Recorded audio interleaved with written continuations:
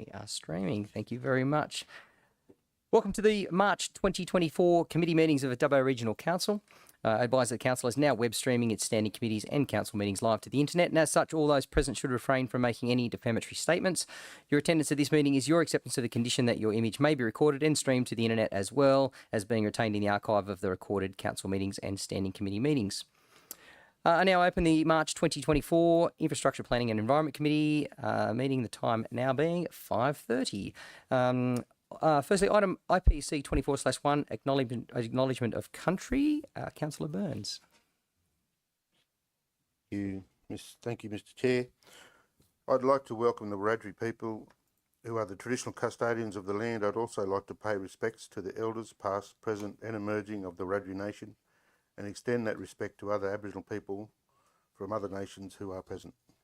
Thank you. Thank you, Councillor Burns.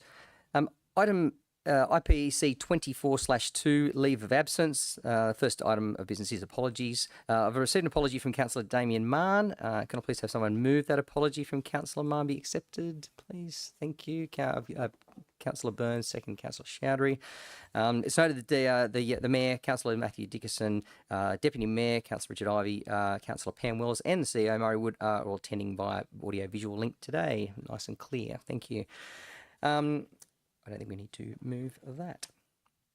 Item IPC 24/3, conflicts of interest. Anyone have any conflicts of interest to declare for the Infrastructure Planning and Environment Committee meeting? No. No conflicts of interest. We'll move right along. Item IPEC 24/4, report of the Climate Change and Resilience Committee meeting. That was on the 27th of February 2024. Can I please have someone move the recommendation of the report of the Climate Change and Resilience Committee? I think Councillor Ivey may have been at that meeting. Moved by Councillor Ivey. Thank you, Councillor Ivey. And second by Councillor Burns. Thank you very much. Councillor Ivey, do you want to speak to that motion? No, thank you, Mr. Chair. No trouble, thank you. Any other questions, debate regarding that item? No. If not, all those in favour of that item, thank you. Let's clear that motion. All those against? Sorry, we'll declare that carried. Thank you. Item IPC 24/5 is the building summary from February 2024. Can we have someone move the recommendation of the report of the Director, Development and Environment? Thank you, Councillor Goff. Second by Councillor Etheridge. Councillor Goff? No, thank you, Mr. Chair. Thank you, Councillor Goff. Any other questions or debate regarding that item? No. Okay, we'll move that. Here we go. Councillor Ivey, thank you. Just make the comment that I note that it's only a short month, if you like, so probably there's not much that can be drawn from it in way of comparison. So perhaps best to hold any comments or comparisons over to the next meeting, to the next report. Sure, thanks, Councillor Ivey. Certainly some skinny numbers that appeared in that particular month's report. No other comments there. We'll move that. All those in favour? Against? And carried. A bit of a delay on the screen there.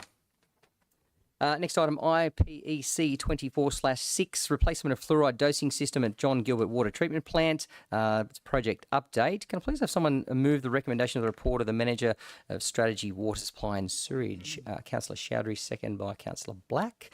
Councillor Chowdhury, any comments or questions? I just thank you, Mr. Chair. I just make a comment like John Gilbert Water Treatment, that fluoride dosing system is a complex system, and on the report is finally we can see some like a deadline. So I just can see like a project completion date on September 2024. So it's really good to know like it's long waiting, and there's some angst in the community for this fluoride. So at the end, it's coming to end. Thank you. Thanks, Councillor Chowdhury. It's been going for a little while. Councillor Black. Thank you, Mr. Chair. Yes, there is light at the end of the tunnel for Dubbo's oral health, fluoride provided oral health. It has been a very complex project, changing from the liquid dosing to the powdered dosing, but the community can have confidence that we're coming to the end of it now. Thank you. Thank you, Councillor Black. Thank you. Councillor Chowdhury, you have a right to apply for the comment there. All good, thank you. Very good. We'll put that motion. All those in favour? And against? And carried. Thank you very much. Item IPEC 24/7 is the Water Quality Action Plan Update Annual Report. Can I please have someone move the recommendation of the report of the Manager Operations Water and Sewer? Thank you, Councillor Burns. Second, Councillor Goff. Councillor Burns, did you want to speak to the motion? No, thank you, Mr. Chair. Thanks, Councillor Burns. Any other questions or debate regarding that particular item? Councillor Black. Thank you. Just a question through you, Mr. Chair, to the relevant officer. On page 27, there are 25 actions that are categorised as high priority. 10 of those have been completed, which is fantastic. Just wondering if we could get a bit of an update on what the 15 outstanding high priority actions are. Thank you. Mr. Ryan. And through you, Mr. Chair, to Ms. Eade to provide a bit of an update on some of the outstanding ones that we have there. Thank you, Mr. Chair. So I'd just like to start off by saying, so this report was up to date as of December, this reporting period, December 2023. So as mentioned, there are 25 high priority actions and 10 of those are completed. So the remaining actions that aren't complete are broken down as follows. There are 6 that are immediate time frame. When we say immediate, we're talking within 1 year. There are 9 short-term actions, and when we're talking short-term, we're talking 1 to 3 years. And there are 0 long-term actions, which is anything over 3 years. So I'll just highlight a couple of the actions and just to give an update. Again, as mentioned in the report, a majority of these actions are capital upgrades or strategic planning. But I'll just start with an update for one of the actions, the reinstatement of the bores at Wellington.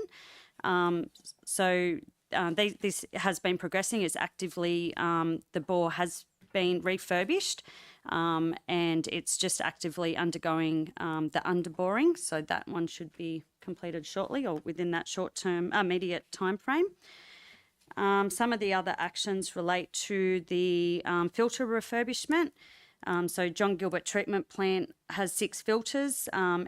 Last winter we completed 2. A couple of years ago we completed the other 2, and procurement has begun and plans have commenced for the refurbishment of the remaining 2 filters during winter. We can only do this during winter when the water consumption is lower.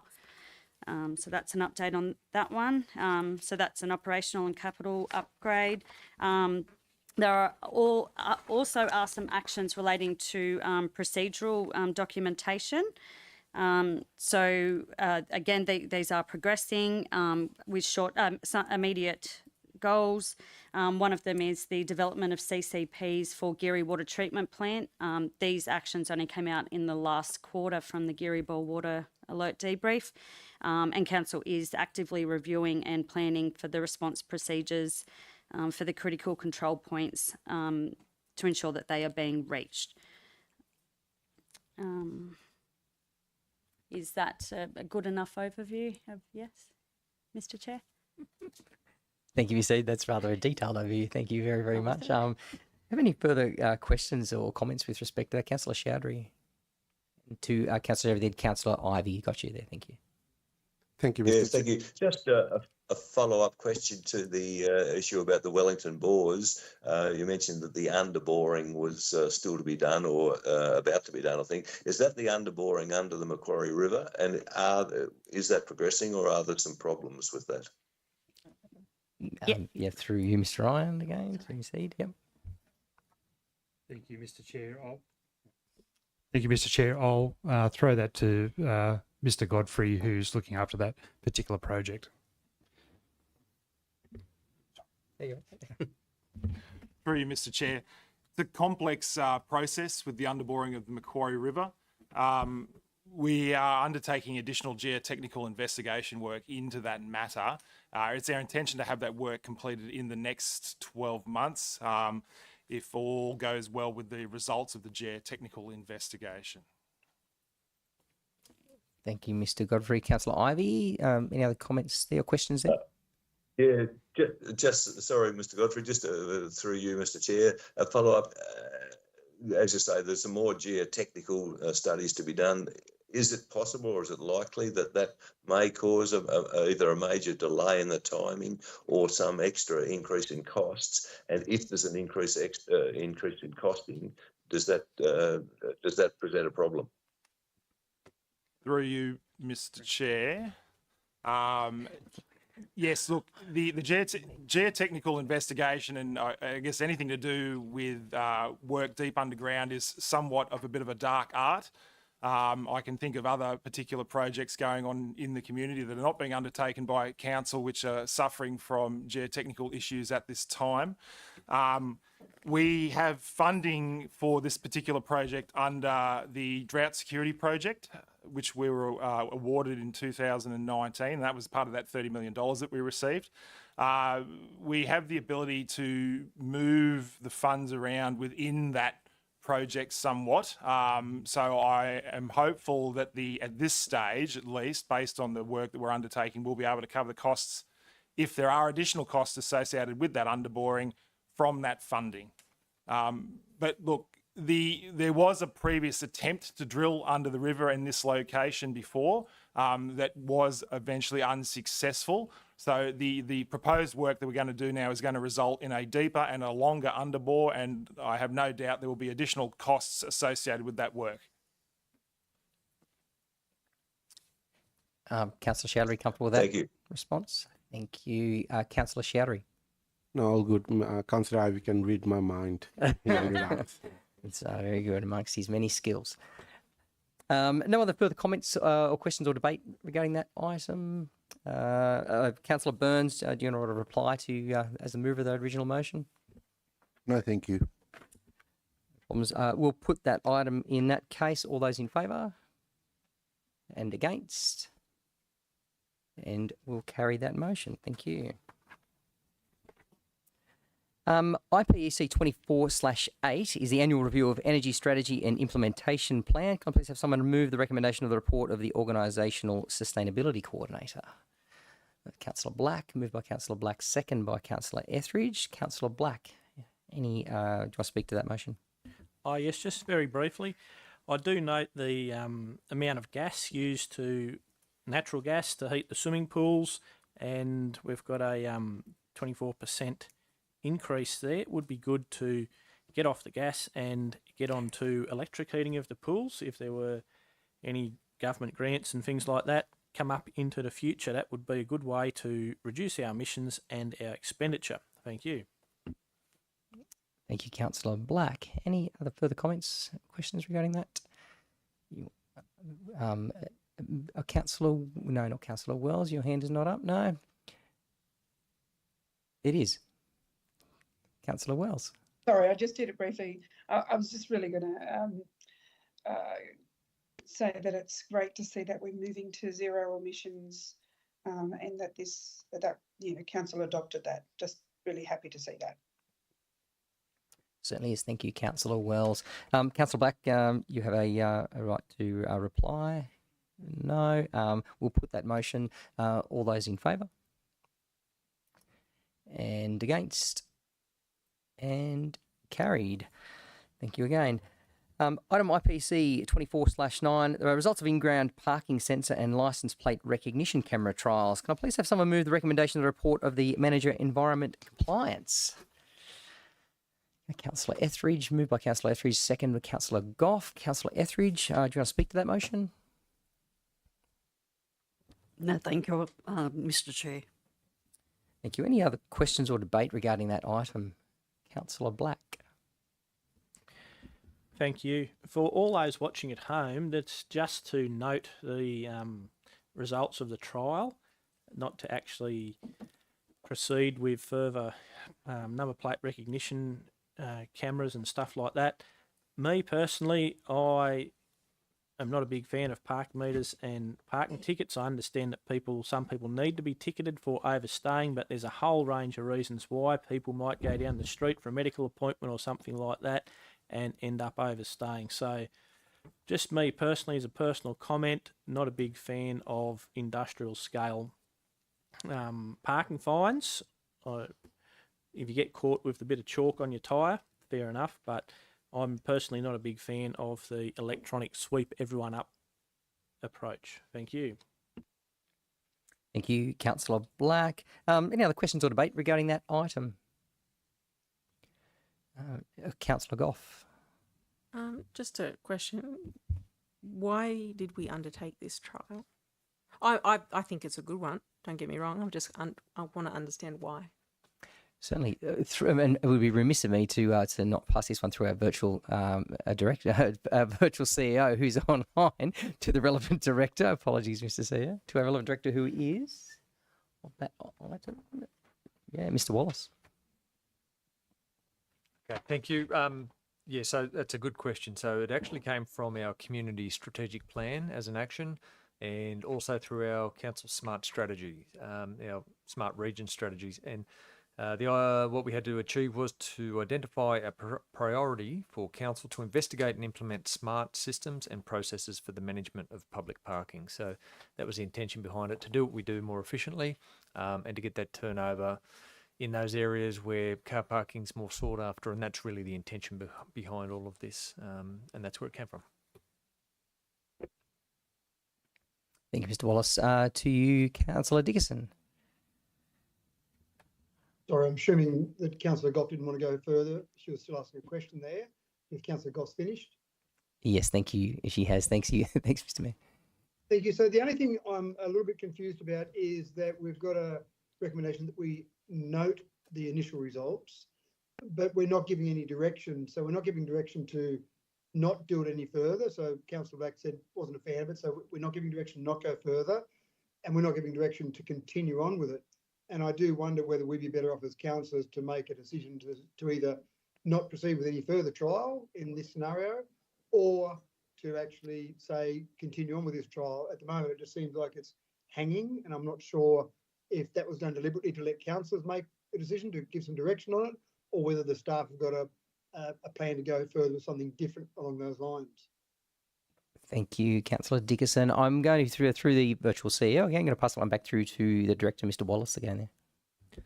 So effectively, this would be an operational decision of staff on how they employ technology to undertake its role. So this is aimed at being efficient in what we do and using technology in line with the community strategic plan direction and the smart region strategy. So that's the intention of what we're doing. The how we do it is really an operational matter.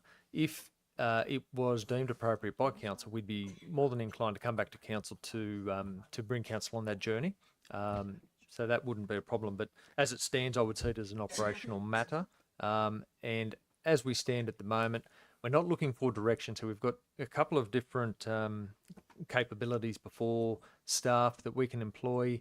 So, for example, LPR, the license plate recognition camera, is really useful for employing that when we're doing our rounds on private land, for example. So it's got its uses, and it's very efficient for doing that.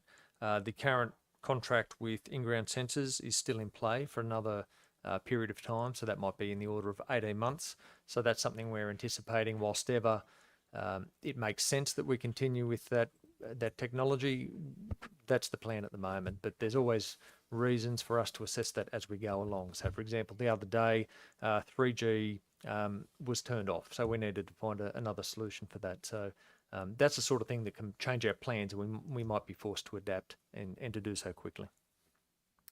Councillor Dickerson, that answered your query?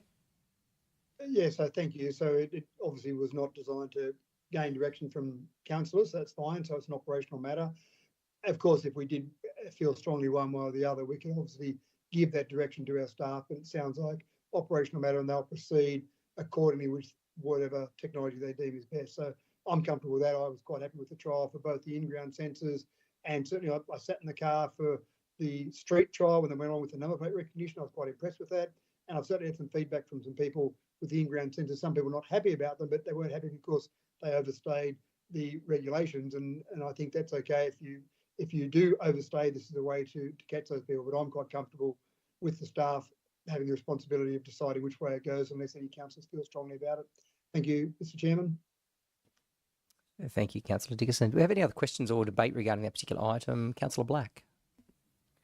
Thank you. So if there's a further, just a question through you, if there's a further expenditure on in-ground parking sensor or licence plate recognition camera stuff, would that come back to councillors for that expenditure, or would that just be out of the existing budget?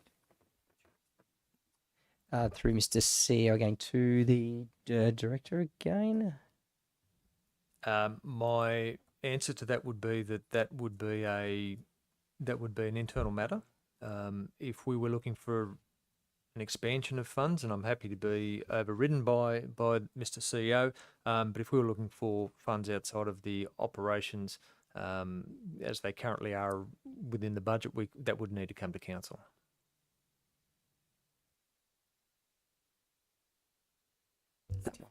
Happy with that one, Councillor Black. Thank you. I'm going to move an amendment. Just before you do that, Councillor Black, just a comment from the CEO, if I can. I'll come back to you, Councillor Black. So there's a little bit of difference. So if it was a capital expenditure over and the $10,000 limit, well, that would be getting included in a budget adoption for new capital works, which may, if there was a large enough rollout of in-ground sensors, that's where that would get picked up in adopting a budget. For a car that has license plate recognition, that is operational because it's a fleet item that we purchase and kitting out a fleet on. Just wanted to call out that subtle difference in what might come before council automatically and what might not. Thanks, Mr. Chair. Thank you, Councillor Black. Thank you. Can I just move an amendment? And the amendment is going to be that there's no further rollout of the IPS, what's that, in-ground parking sensor, or licence plate recognition, that no further rollout of in-ground parking sensors or licence plate recognition be undertaken without a resolution of council first. Is that a legal motion?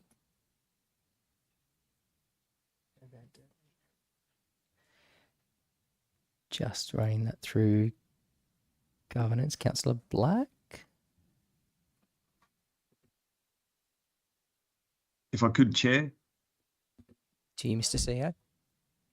I think you'd change a little bit to say that prior to any further expansion of the in-ground sensor network and rolling out, a report be brought before council for consideration. So rather than resolution, you call out that a report be brought for you for that expansion of the program.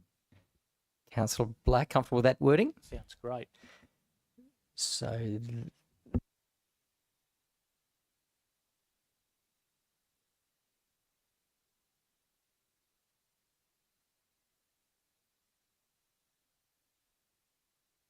just wordsmithing that particular item. Don't talk amongst yourselves.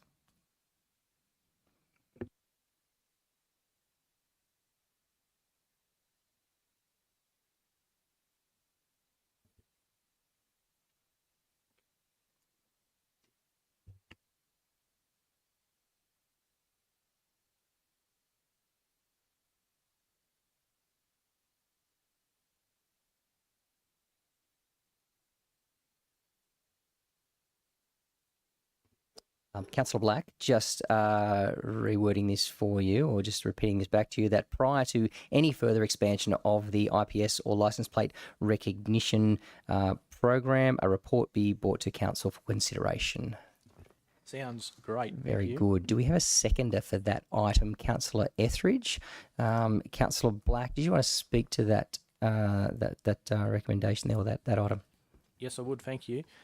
So, councillors are going to bear the brunt of any massive increase in parking fines. I realise that there's a need to turn over the car parking in the CBD, and people do park illegally. But with the number plate recognition, if there's up to like 6,000 plus tickets could have been handed out in that period, you're going to have a very, very 6,463. you're going to have a very unhappy community out there that's now paying whatever it is per parking ticket for overstaying. If it's really parking meters by stealth, these LPR cameras driving around looking at everyone's license plate and then pinging them so quickly. The old chalk method, at least if people got caught at the medical imaging place for a bit longer, they'd have a bit of a chance to get out and move their car or whatever. Sometimes people just forget, and it's a cost of living crisis. If we want to put in parking meters, we should just do it rather than what this is, in my opinion, is by stealth. We really do need to bring it back to councillors, such a decision that is going to impact so many people as they park down the CBD area. And I'd just like to see councillors actually have the say on it in this case rather than staff, because like I said, it's going to be, oh, you councillors are doing this, when it might not be. Thank you. Thank you, Councillor Black. That motion is the only motion on the floor, that alternative motion. Further comments or discussion? Councillor Dickerson. Sorry, I thought there was an amendment, Councillor Wright, because that first recommendation was moved and seconded, so that would be amendment, I assume.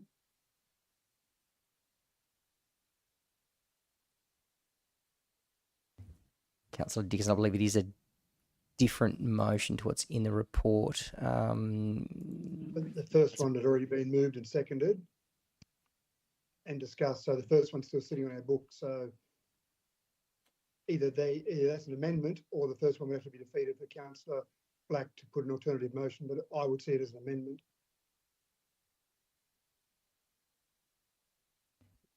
Just a moment, Councillor Dickerson, to see some clarification on that.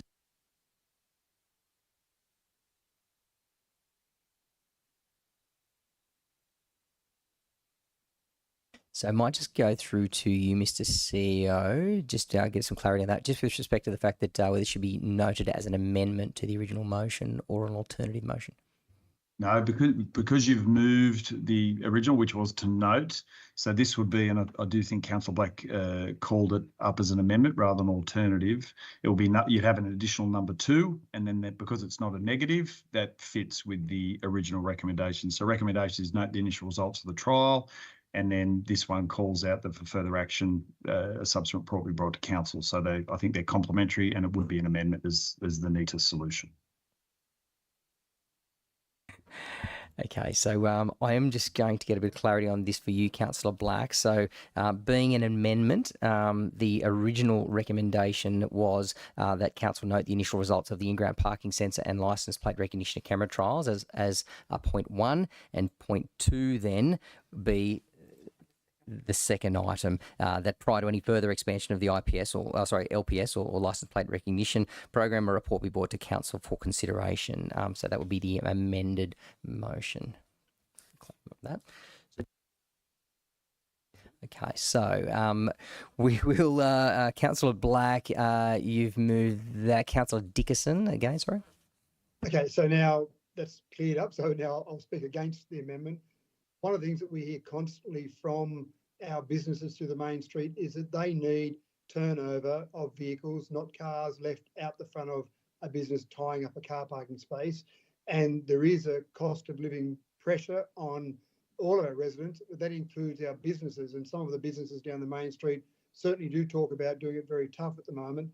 And I'd be very disappointed to see anything that encouraged people to break the law, because people that do park for too long in a parking space, that's essentially breaking the law. So I can't be in favour of anything that would allow people to do that longer. There's parking regulations, they're clearly marked. The trials that we've run so far have demonstrated that there are many people who do park outside those regulations. And I think those numbers would reduce quite quickly if people started getting fines. It's not fun to fine anyone, but the messaging would just need to be very clear if these trials continued or expanded, that we are running these processes and make sure you park within the regulations. And as I said before, when I mentioned it, I've certainly had some people talk to me about the in-ground sensors who weren't happy about them, but they were parking in those spots for hours and tying up parking spots that were needed by businesses to turn over. So I'd certainly be happy with the staff to come up with ideas that can keep expanding the process to keep those cars turning over in those various spots throughout the CBD. Thank you, Mr. Chair.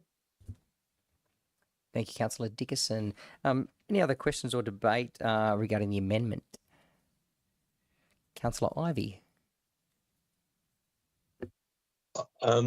I would agree with Councillor Dickerson's comments. I think that we do need restrictions on parking. We need to keep the turnover within the main street. The same comments really apply in Wellington too, for that matter.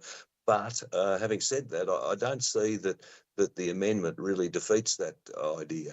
I think that probably the idea of having licence plate recognition will have proved to be very effective and very efficient, and perhaps the way to go. But I see that if that's going to happen, then it should be councillors that make that decision, and I see that does fall within the amendment. So perhaps unless someone can show that I've got it wrong, as I say, I think I would be inclined to support the amendment, but because I think that councillors should be the ones who have the decision about whether or not that type of technology is is implemented. Thank you. Thank you, Councillor Ivey. Any other questions or debate regarding the amendment? No. We'll go back to Councillor Black for a right of reply on the amendment itself and that debate on the amendment. Oh, yes, thank you. Once again, Councillor Ivey and myself coming down on the same side of the debate for slightly different reasons. Look, staying 1 minute over in a parking spot is not a criminal offence. If we just fine a whole stack of people, there's 6,500 people would have got fined with that licence plate recognition camera. That's taking money out of businesses. If it's a major problem that businesses are complaining about down the street as overstayers, then put on an extra parking inspector or two. There are options there where we get the genuine overstayers. If someone's parking for a couple of hours in a 1 hour parking spot or a 15-minute, half-hour parking spot or something like that, then they should be fined. No one's saying that they shouldn't be, and they have been fined by the old chalk on the tyre parking inspector. So it might be that we need an extra parking inspector or two on. But like I said, and Councillor Ivey agreed, it really should come back to councillors, because handing out 6,000 tickets is going to be a big problem for councillors when people start saying, I'm sick of getting fined, blah, blah, blah. He's just ripping money out of our pockets. And then it's also ripping money out of businesses as well when people are paying fines to council. Such a big decision should be made by councillors, not the staff. Thank you. Thank you, Councillor Black. Now, I now put the amendment. All those in favour of the amendment? And against? Is one of you against? Just clarify the mayor as against. Thank you. Thank you. And I declare that carried, the amendment carried. Now, the amendment has now become a motion. The motion on the floor, obviously, we're aware of what that is. Any debate or comments regarding the motion? Actually, do we need to put that motion? Okay, yeah, that's right. Any debate or comments regarding that new motion now? Enough's been said, I think, in debate. Councillor Ivey. Just a comment, though. Thank you, Mr. Chair. That Councillor Black says, there would have been 6,000 notices issued. I think that's a reason why the current system isn't working, and we need to do something about it. And if indeed this report that comes back to council shows that such number plate recognition is the most efficient way to do it, and to stop 6,000 people breaking the law, then surely that's what we've got to do. Thank you. Thanks, Councillor Ivey. Any other questions or debate regarding the amendment or the motion now? No further questions, comments. Okay. Well, I now put that motion. All those in favour? Sorry, point of order, Mr. Chair. Thank you. Yep, Mr. Mayor. You didn't give the right of reply to the original mover of the motion at the end there. Sorry. Which would be Councillor Black. Noted. Thank you. Thank you, Mr. Mayor. The original mover of that motion was Councillor Etheridge, actually. So you've got a right of reply for anything that was said, Councillor Etheridge. No, thank you. Noted. Thank you very much. We'll put that motion. All those in favour? Thank you. And against? Mr. Mayor, noted. Against? I declare that carried. Thank you all very much. Item IPC 24/10 is the naming of the road in subdivision. It's 2 Spitfire Drive, Dubbo. Can I please have someone move the recommendation of the report of the Land and Information Services Officer? Councillor Chowdhury moved. Second, Councillor Etheridge. Councillor Chowdhury, do you want to speak to that motion? No, thank you, Mr. Mayor. Sorry, Mr. Chair. Thank you. Any questions or debate regarding that item? No. I'll put that. Yes, Councillor Ivey. Thank you. Sorry. Just a question through you, Mr. Chair. I think originally was the naming of that subdivision, the names were to sort of pursue an aviation type theme, and so a lot of them were named like Spitfire and things. Is there any problem with or potential, not conflict as such, but some sort of inconsistency with the naming outside that idea that was proposed initially?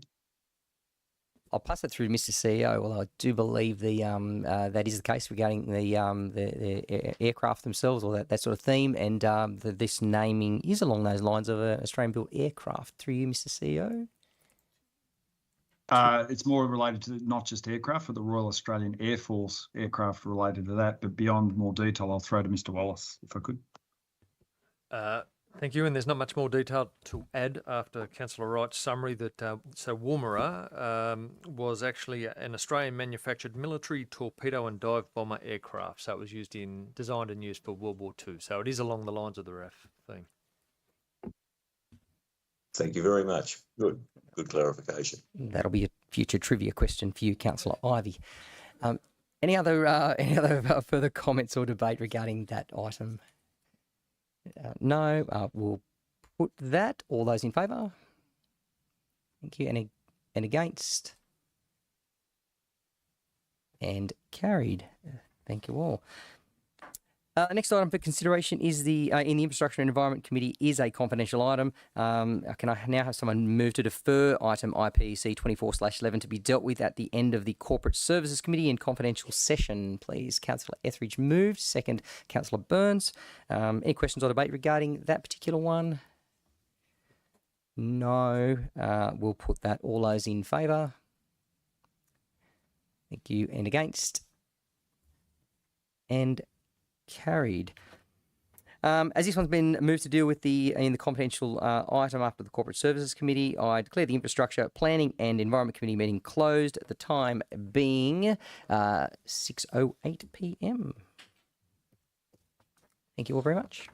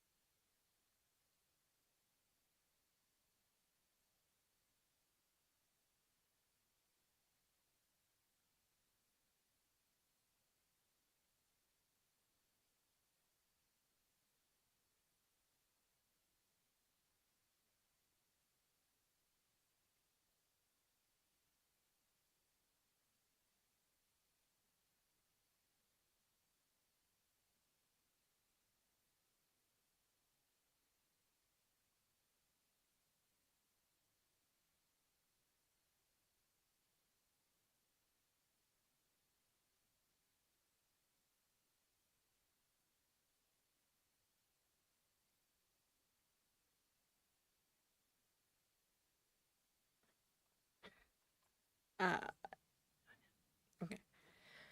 I now open the March 2024 Culture and Community Committee meeting, the time being 6:09 p.m. Item CCC 24/1, leave of absence.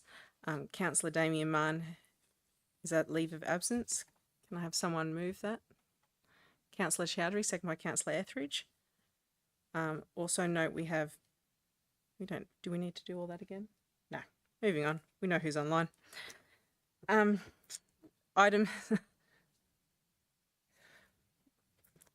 We do have registered speakers.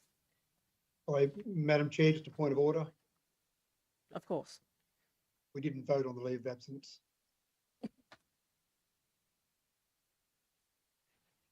Yeah. Going back to leave of absence, any questions or debate? All those in favour? Declare the motion carried. Item CCC 24/2, conflicts of interest. Of course. Does anyone have a conflict of interest? We'll go Councillor Chowdhury first.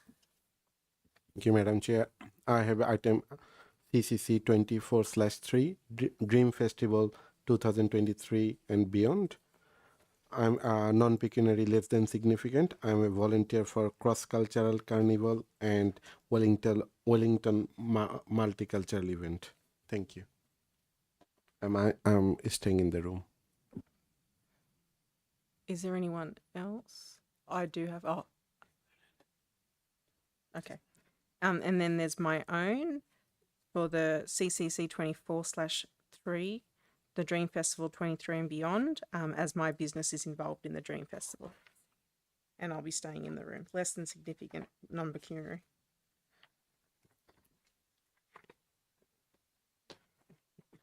CCC 24/3, the Dream Festival 2023 and beyond. Can I please have someone move the report of the events and partnership team leader to be noted?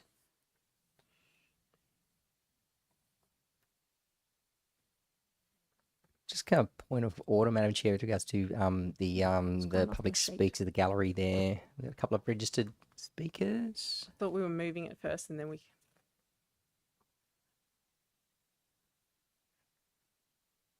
So move first. Yeah. We're moving it first and then asking the registered speakers to... Sorry. Noted. Thanks, Madam Chair. Can I have a mover? Are we doing this one?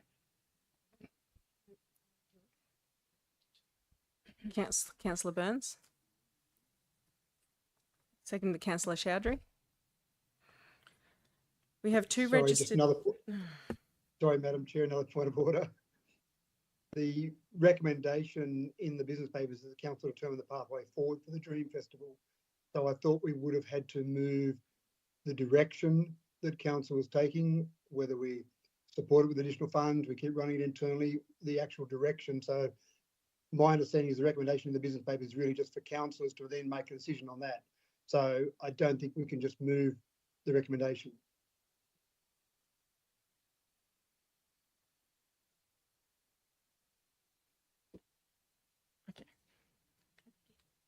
Sorry, in other words, it would be option 1 or option 2 moved by councillors. So the matter's on the floor, so we're going to get the registered speakers to speak and then open up for discussion. And then at that point, we'll have an alternative motion. But we've already got a motion now that's just been moved, so I don't think that motion should have been moved.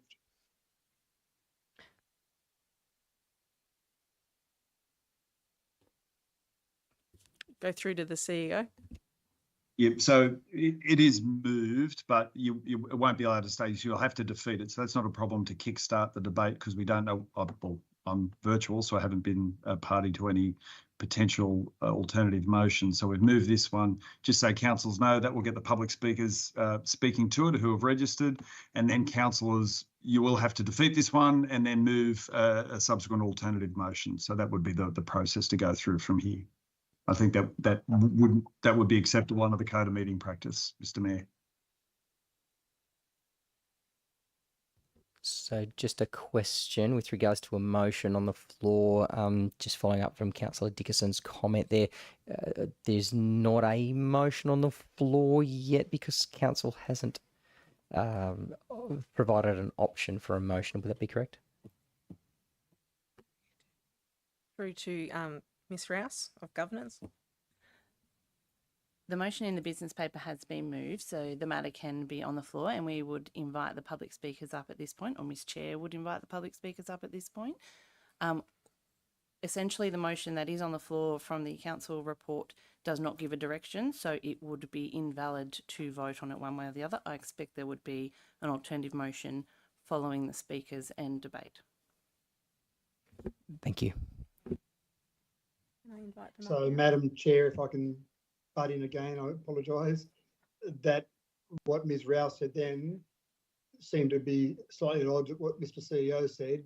That Ms. Rouse said it's not a viable motion and would need to be an alternative motion, but we've got a motion there now.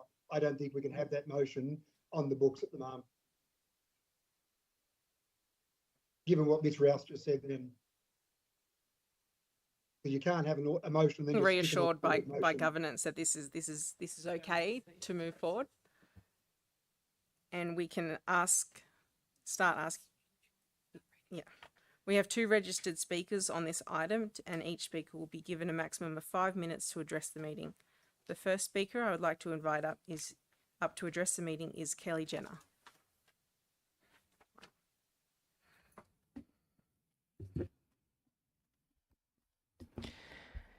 Thank you, Madam Chair, and hello, Mayor, councillors and staff. I'm here tonight representing Creative Assembly, Central New South Wales, also known as Kraken. DREAM stands for Dubbo Regional Entertainment, Arts and Music, but it's much more than that. It's an event that brings all sectors of the community together, like the 300 plus school children who attend the lantern making workshops, schools, charities, groups who walk in the parade, like the Pink Angels, who have their own custom-made float. Other organisations who have been part of Dream Festival activities include Girl Guides, Dubbo Violence Prevention Collective, Arana Relay for Life, Clontarf, West Haven, an Aboriginal dance group, Thickabella Vibrations. DREAM is an inclusive festival that embraces and showcases the whole community. In the business papers, you have been provided with a detailed report from the point of view of selected council staff. I note this report contains some inaccuracies which I haven't had time to address formally. The community was not consulted in the creation of this report, in contradiction with Council's own community engagement strategy. This is why the report in front of you is only from selected council staff point of view. On page 4, under consultation, it states members of the Spark Committee were presented with information.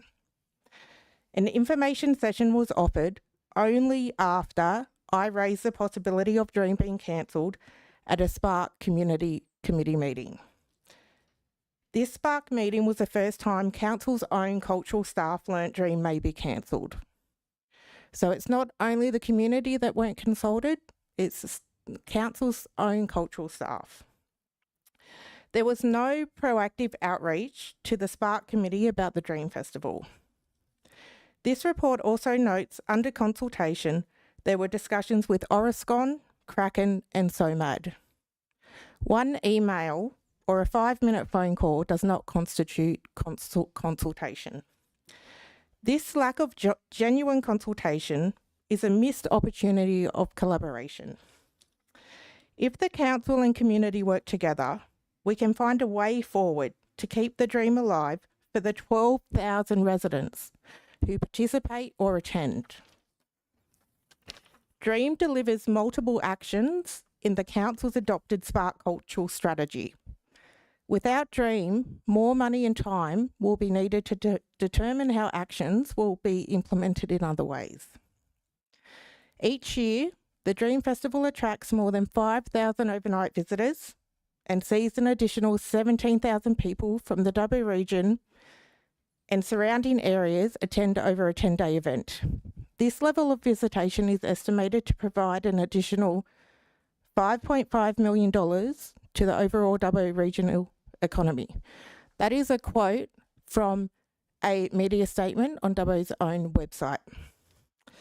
These figures are higher than those reported for the recent Touch Football event. We're not asking council to run the Dream Festival alone. I've spoken to hundreds of community members and organisations.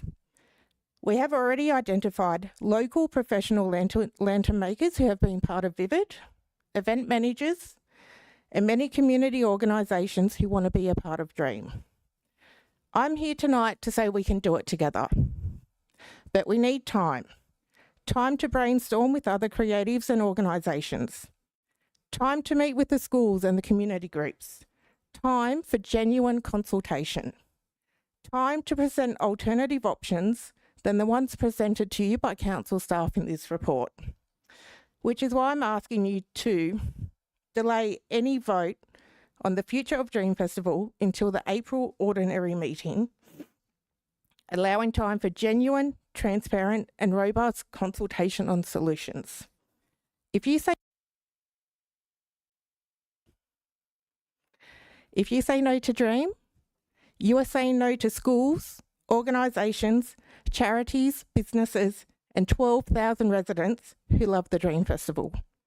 Please delay voting on this important community event and conduct genuine consultation to find options to keep the dream alive.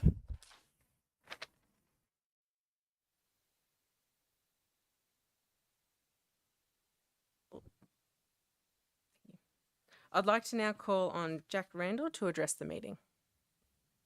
So Mr. Randall, same thing. There's 5 minutes to speak and I'll give an indication at 30 seconds left.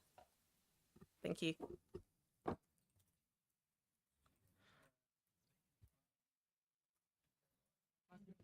Is that good? Thank you. Thanks, Ms. Chair, councillors, staff, Mayor, CEO and community. Oh. It's off. We're good? Okay, my name's Jack Randall. I'm Vice President of Creative Assembly, Kraken. We're otherwise known as Crackers.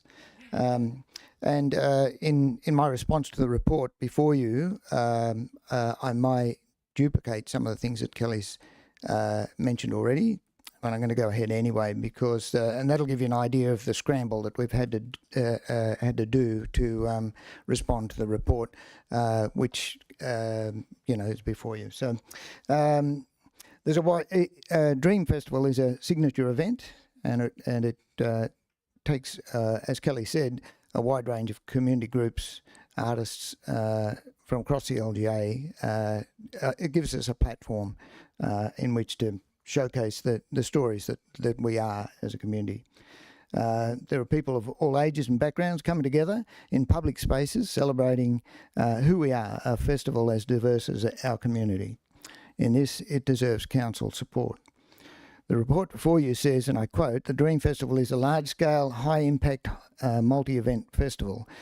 There's a table of festival-like events in the document, and it shows that no other community event in our LGA comes close to the audience that Dream generates. The report talks about understanding what our community wants, and it is clear from those numbers that our community might want the Dream. The report was written through a particular lens, and of course that lens is valid in referring to the health and safety of staff and volunteers. My concern is that the lens is too narrow and as a result overlooks the reach and importance of the Dream Festival economically. The report does not refer to the impact on council objectives such as the Spark Plan and other solutions to the issues presented in the report should the event be cancelled or greatly reduced.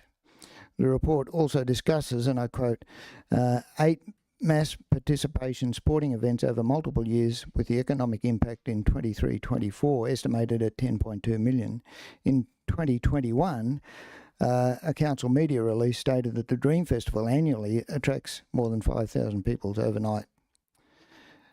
I also question the assertion that the unexpected heavy load on staff is why the theatre and the showground was not booking during the festival time, thus impacting council income stream. I suggested that was strategically planned and that there would be no bookings at the theatre and showground as the size and scale of Dream would limit potential audiences of any shows at those venues. I would hope that should Dream continue, even out of council hands, that the theatre and the showground would continue to support the event by not competing with it.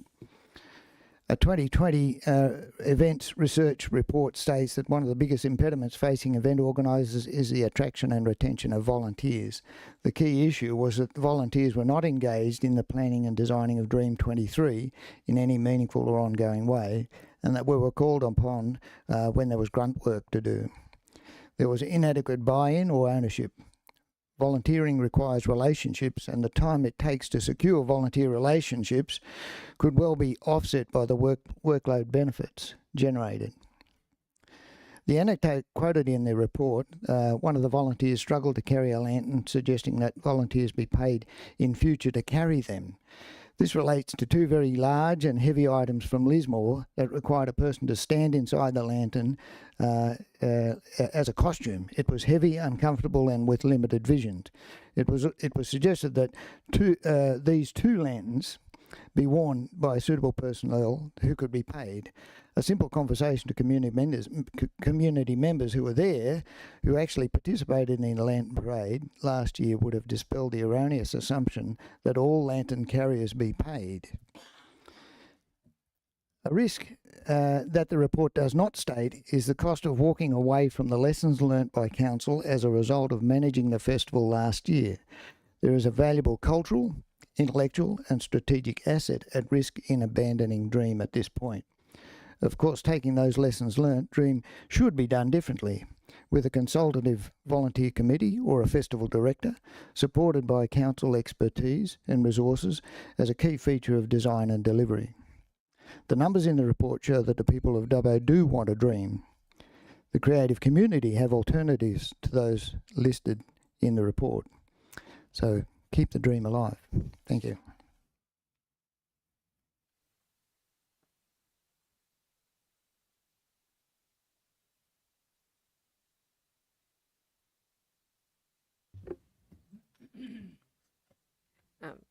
Thank you, Mr. Randall. I'd now like to call on Manager of Regional Events, Linda Christoph, to provide a presentation on this item. Thank you. Good evening, councillors. I am the Manager of Regional Events.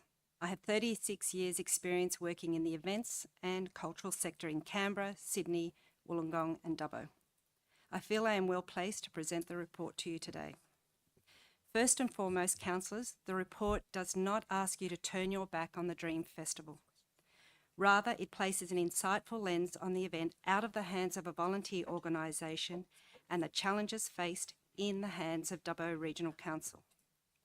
It also asks you to consider options to ensure that Council's investment is meeting the aspirations of the event's founding organisation.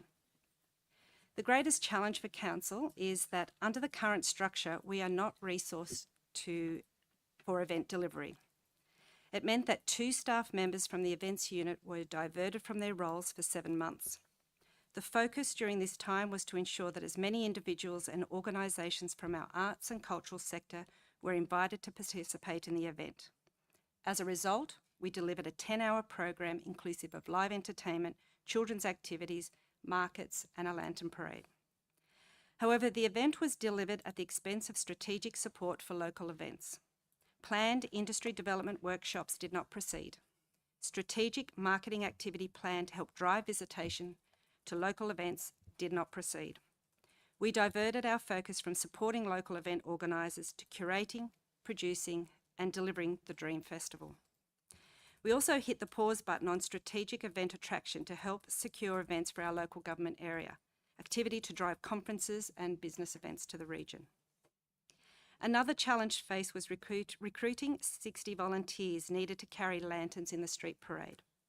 Short of paying staff, Creative Assembly, known as Kraken, came to the rescue and through its network secured a large number of the volunteers required, with our family and friends filling the gap. Securing private investment in the event was also a challenge. Sponsorship levels enjoyed by the former volunteer organisation were not achieved. This wasn't a reflection on the sponsorship packages offered, as Council has access to an enviable number of assets and touchpoints that can be used to return benefits to sponsors. But rather, and anecdotally, local businesses, particularly in the current economic climate, are reluctant to fund a council project. It's important that you know, councillors, that 30,000 of council's 40,000 allocated to the event is used to pay an arts practitioner living on the East Coast. As in previous years, a Lismore-based arts organisation runs workshops and coordinates the street parade. This cost absorbs 75% of council's budget and meant that 30,000 that could be used to support locally based creatives, art organisations or small businesses. A further consideration for council is that last year, council had an additional 36,000 funding from state government. This funding was used to purchase roving performers, headline acts, and it also helped to fund the Wiradjuri Dreamscape. The 2024 event will not benefit from this funding, and therefore it's likely that the event will be scaled back. With these learnings and insights, council now has the opportunity to consider how it can maximise its investment in the aspirations of the Dream Festival, and at the same time optimise its role as an advocate, enabler and promoter of community events and cultural and creative sectors. Before I outline the 4 options within the report, I must press upon council that the time is of essence, with September only 6 months away. So option 1, that council cease coordination and delivery of the Dream Festival, reallocating $40,000 equally between the Spark program and the Event Assistance program. Through its funding channels, council will support local events, art practitioners and cultural programs, and therefore continue the legacy of the Dream Festival. Option 2, council hands the event over to a volunteer organisation along with $40,000 funding to resource, program, curate and deliver the event. Council would seek a volunteer organisation with a deep-seated passion for arts and culture, an organisation with strong networks to recruit the large volume of volunteers required, and an ability to attract sponsorship from our local business community, therefore increasing the event's sustainability. Council's events unit will provide its support to the organisation just as it would to any other not-for-profit organisation delivering a major event in the LGA. Option 3, council returns the $40,000 to the organisation to address the financial sustainability review's target of recurrent savings. And finally, option 4, council continues to provide $40,000 to staff to deliver the event, and in doing so delivers an event of a smaller scale due to a reduced level of funding and sponsorship enjoyed by the event in previous years.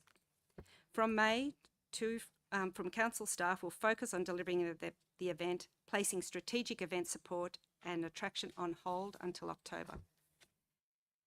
The information in the report and the options provided are designed to give you a cost-effective and sustainable pathway to do so. Thank you. Thank you, Ms. Christoph. Councillor Burns, do you wish to speak to the original motion? Noting that we need to defeat this motion to bring up an alternative motion. Yes, thank you. I'll have a bit of a yarn. Our Dream Festival is going for a fair while in Dubbo now. I remember performing at the first one. I got conned into that, and I've never been invited back since. So I kind of think that it's become a burden on council, and if people were passionate about having something, there should be a group of people that would be able to run this if they had enough passion, because I know what it's like running a festival or running an event.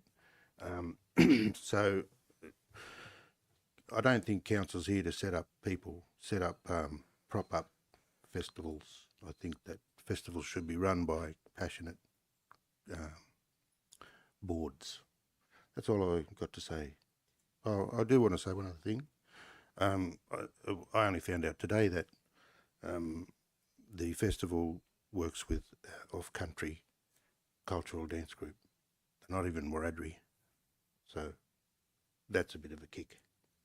Thank you. Thank you, Councillor Burns. Any other questions or debate?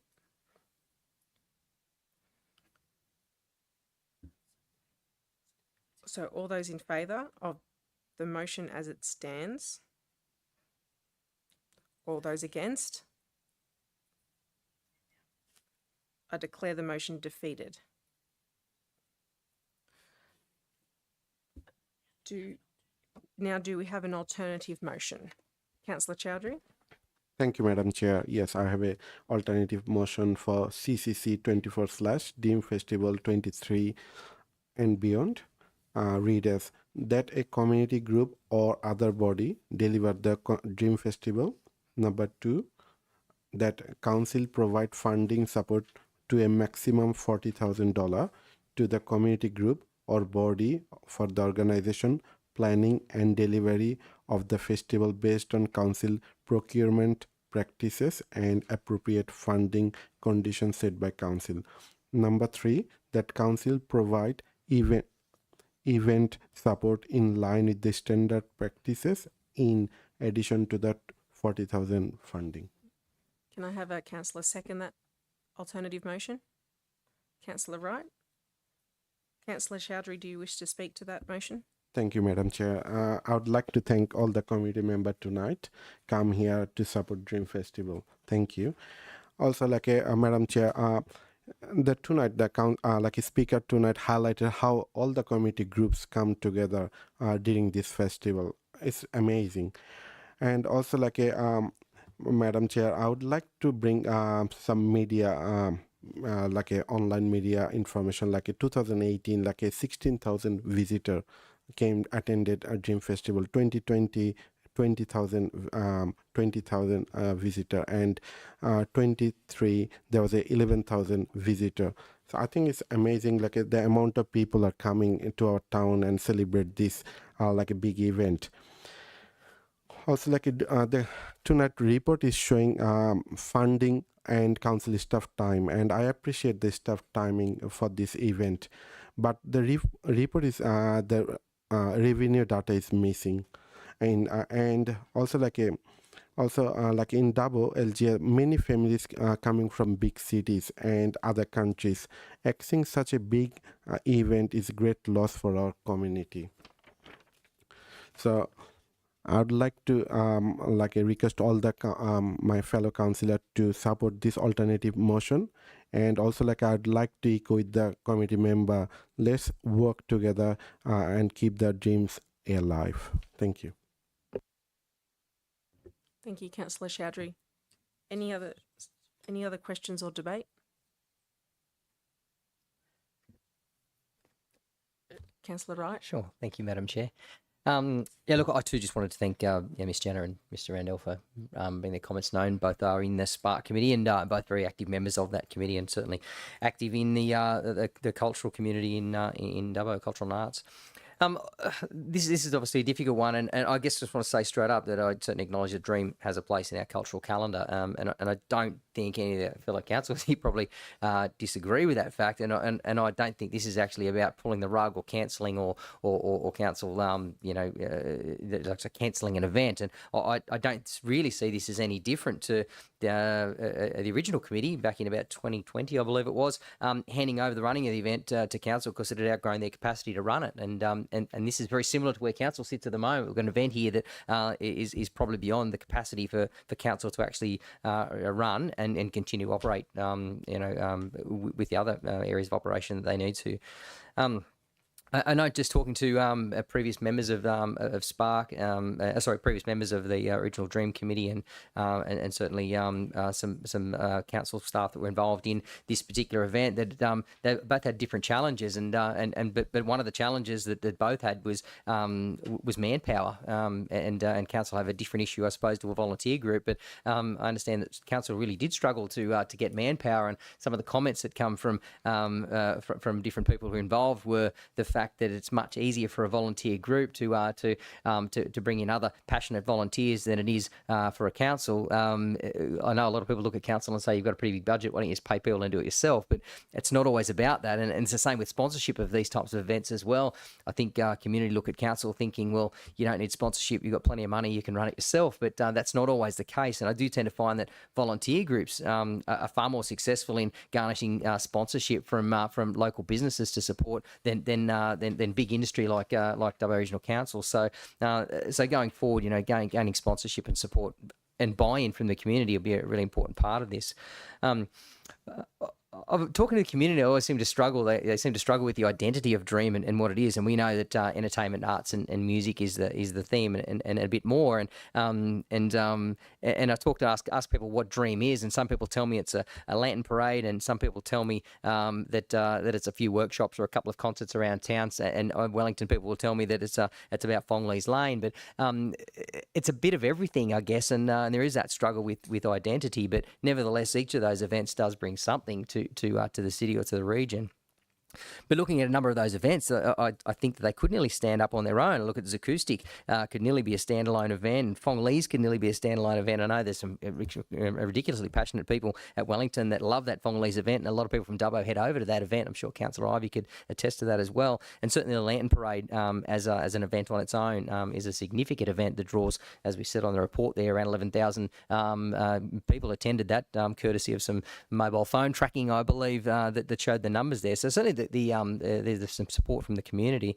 I'd love to see the money spent in town. That is, or within this region. There's a lot of money, as one of the staff just alluded to, that leaves our LGA, and that's disappointing. And I think that'd be one of the items in Councillor Chowdhury's motion there that I'd support. That if this was handed over to a community group with some strong support from council, however that looks, that money was spent in our LGA or within the region at least anyway. So we had some element of return. So, look, I am in support of the Dream Festival, and am in support of it continuing on, but probably not in support of council continuing to run it the way it is. But certainly, as Councillor Chowdhury's motion indicated, for council to continue to provide that financial assistance, but provide a Big Brother approach to be able to help them through and steer the particular event itself, but not necessarily deliver. So I think a bunch of passionate volunteers would be able to do that more successfully, I believe, than Dubbo Regional Council. So they're my thoughts.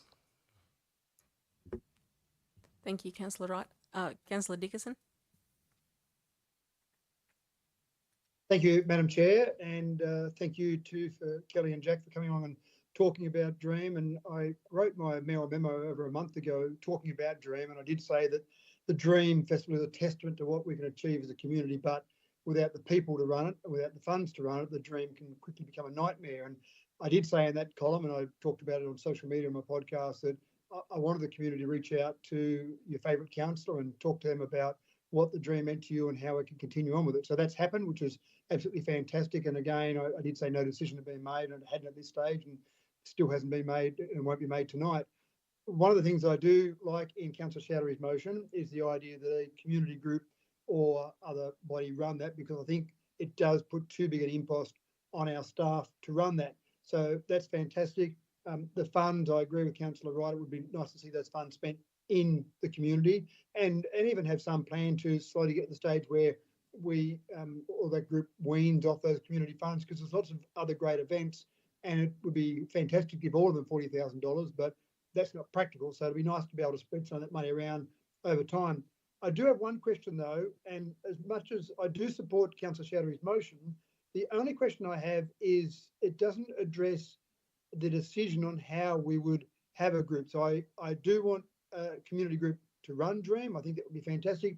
I'm happy to support the $40,000 for this year at least, but is there some idea, and this is either a question to Councillor Chowdhury or to our staff, that if this motion went through, would there be some way for an EOI process, for example, or something, a way to decide what community group? And I understand there may only be one community group that wants to do it, but to make sure that we're open and transparent in anything that we're doing, I think we would have to make sure there'd be some sort of process to allow community groups to apply for that, because there might be lots of groups who might want to run it if they know there's $40,000 an offer, for example. So they're my comments, Madam Chair, but also that question, I'd like to see if there's some way to address that last question.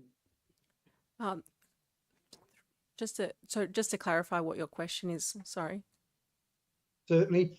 Point 1 of Councillor Chowdhury's motion says that a community group or other body deliver the Dream Festival. Ignore 2 and 3. I'm happy with that for the moment. But the decision as to how we decide that community group. So assuming that motion gets up, how would we actually decide the community group that would actually deliver the Dream Festival as per Councillor Chowdhury's motion? So through the CEO to Mr. Arms. Thank you, Madam Chair. Yeah, it'd be through an EOI style process. So, frankly, we've got that thing largely drafted now in anticipation of this possibility. So, we're almost ready to roll with that. Should that be the direction that council would like us to go? So, out to the community, it would set the terms by which the $40,000 would be available, and would set the expectations around what a Dream Festival would be expected from that $40,000. So, a committee, an internal committee from our regional events team with the wealth of experience that they have, and recommendation back to council. Time is important as well, so we will try to get that as quickly as we could. I think we could aim for an April committees meeting, if not sooner, but that would be March ordinary, which is pretty tight. But April committees meeting, I think we could probably have something to you for consideration. Thank you, Mr. Okay. Arms. Thank you, Madam Chair. So that gives me a level of comfort now that if there is an EIA process, that would certainly be fantastic. And I like the idea as well, as Councillor Wright said, that there be some sort of responsibility on that group to try and spend that money in our LGA would be my preference. Thank you. Councillor Wells. Thank you, Madam Chair.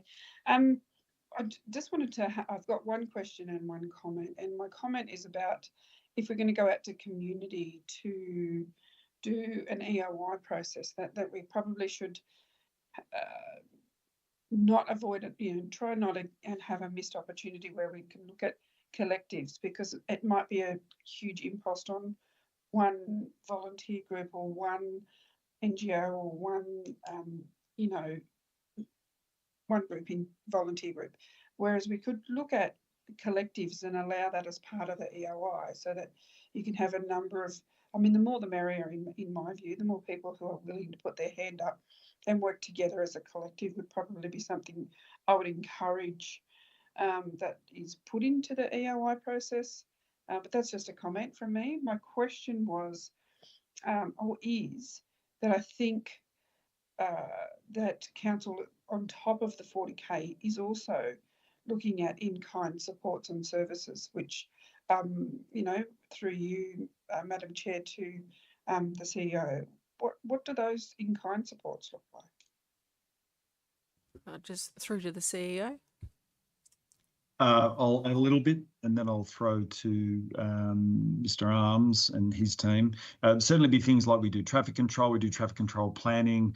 We do have event support staff allocated to help facilitate, and I think one of the public speakers, it might have been Mr. Randall, talked about that intellectual property, so sharing that capability that we've learnt over time and pass that on. So the stuff we employ our staff to do normally might be people who work in the parks, getting the park prepared for something that's happening in the park. So that's that kind of in-kind contribution that we're paying wages anyway, so it's not a giving out of cash per se. I don't know if Mr. Arms, you have further to add? I think the CEO summarised it very well.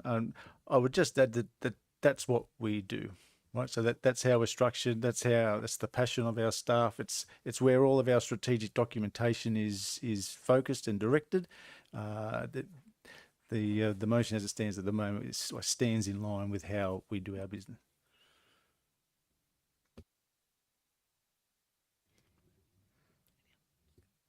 Any other discussions or debate?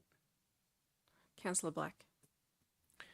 Thank you. Just a couple of things. I'm a big fan of the Lantern Parade, as is most of Dubbo that have been involved with it. Love to see that continue. We do need to see the Dream Festival continue in some way. We do need a community group to come on board and help to organise and run it.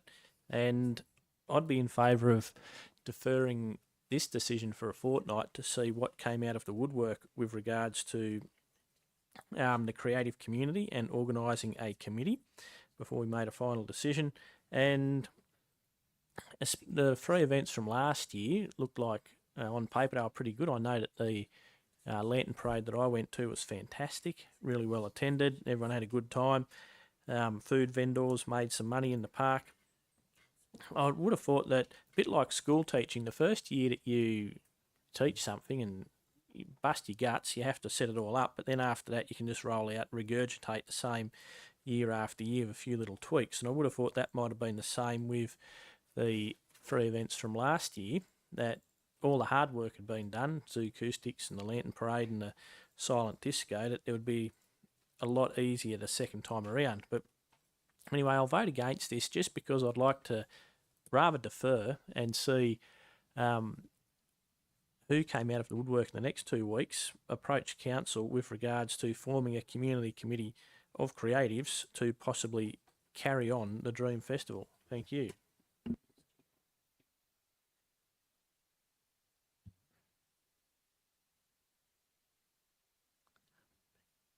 Any other discussions or debate?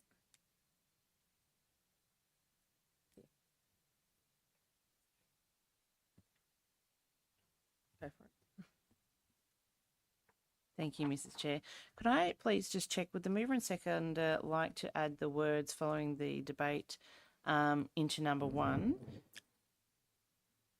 that the CEO facilitate an EOI process to determine one community group or other body to deliver the Dream Festival, or to go with what is currently in the motion?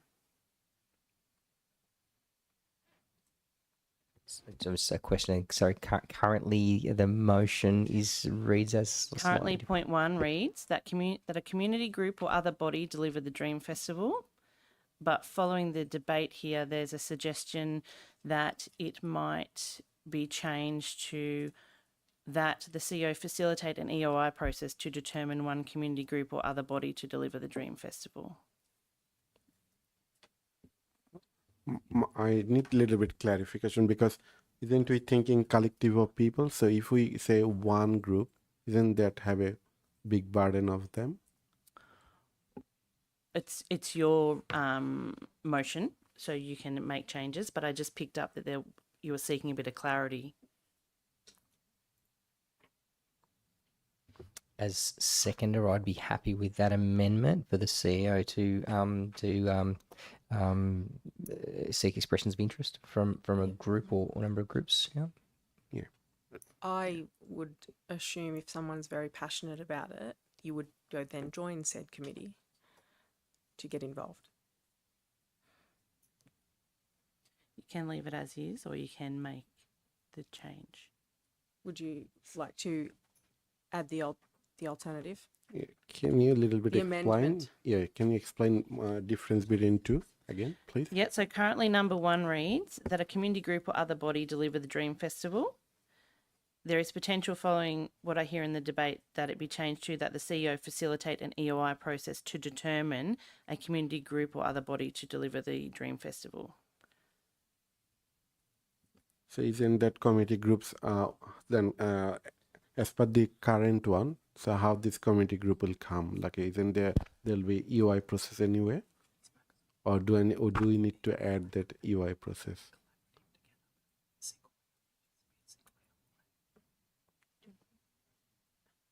If I could, Madam Chair. Yeah, sorry. There you go. Through to the CEO.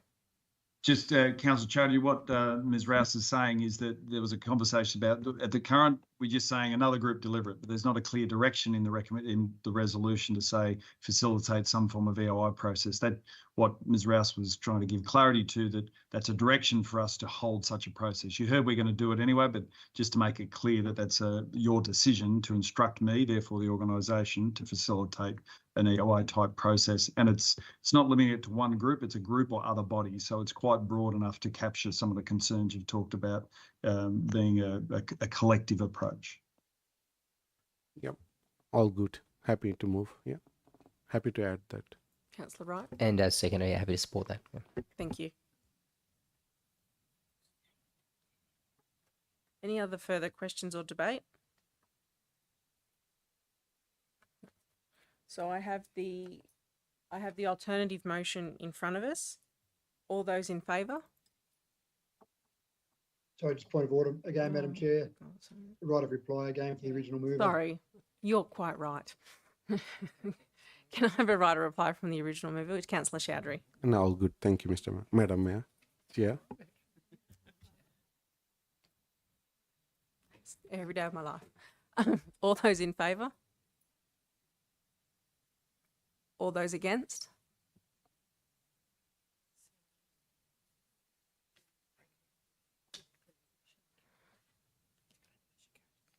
Declare the motion carried.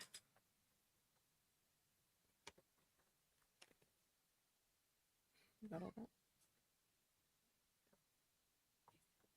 Okay. Item CCC 24/4, report of the Public Spaces Tree Committee meeting on the 1st of November 23. Can I have Councillor Black move that, second by Councillor Burns? Councillor Black, do you wish to speak to that? Just very briefly, thank you, Madam Chair. It was a good meeting, lots talked about.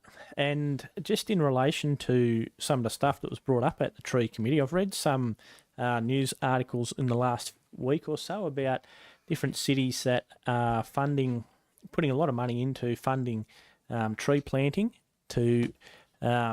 One city was looking at a 40% tree canopy in the next 20 or 25 years. I screenshotted it, haven't found it here, but I will for a meeting in a fortnight to share that pearl of wisdom with the wider community. Thank you. Any other questions or debate? Do you wish to have a right? Oh, you're the only one who spoke. Never mind. All those in favour? I declare the motion carried. Item CCC 24/5, report of the Multicultural Advisory Committee meeting on the 21st of November 23. Moved by Councillor Chowdhury, second by Councillor Etheridge. Councillor Chowdhury, do you wish to speak to the motion? No, all good, Madam Chair. All those in favour? Declare that motion carried. Item CCC 24/6, report of the Disability Access and Inclusion Advisory Committee meeting on the 12th of December 23. Moved by Councillor Chowdhury, second by Councillor Black. Councillor Chowdhury, do you wish to speak to that? No, all good, Madam Chair. Any other questions or debate? All those in favour? I declare the motion carried. Item CCC 24/7, report of the Reconciliation Action Plan Working Group meeting on the 5th of February 24. Moved by Councillor Burns, second by Councillor Chowdhury. Councillor Burns, do you wish to speak to that motion? No, thank you. Any other questions or debate? Councillor Wells.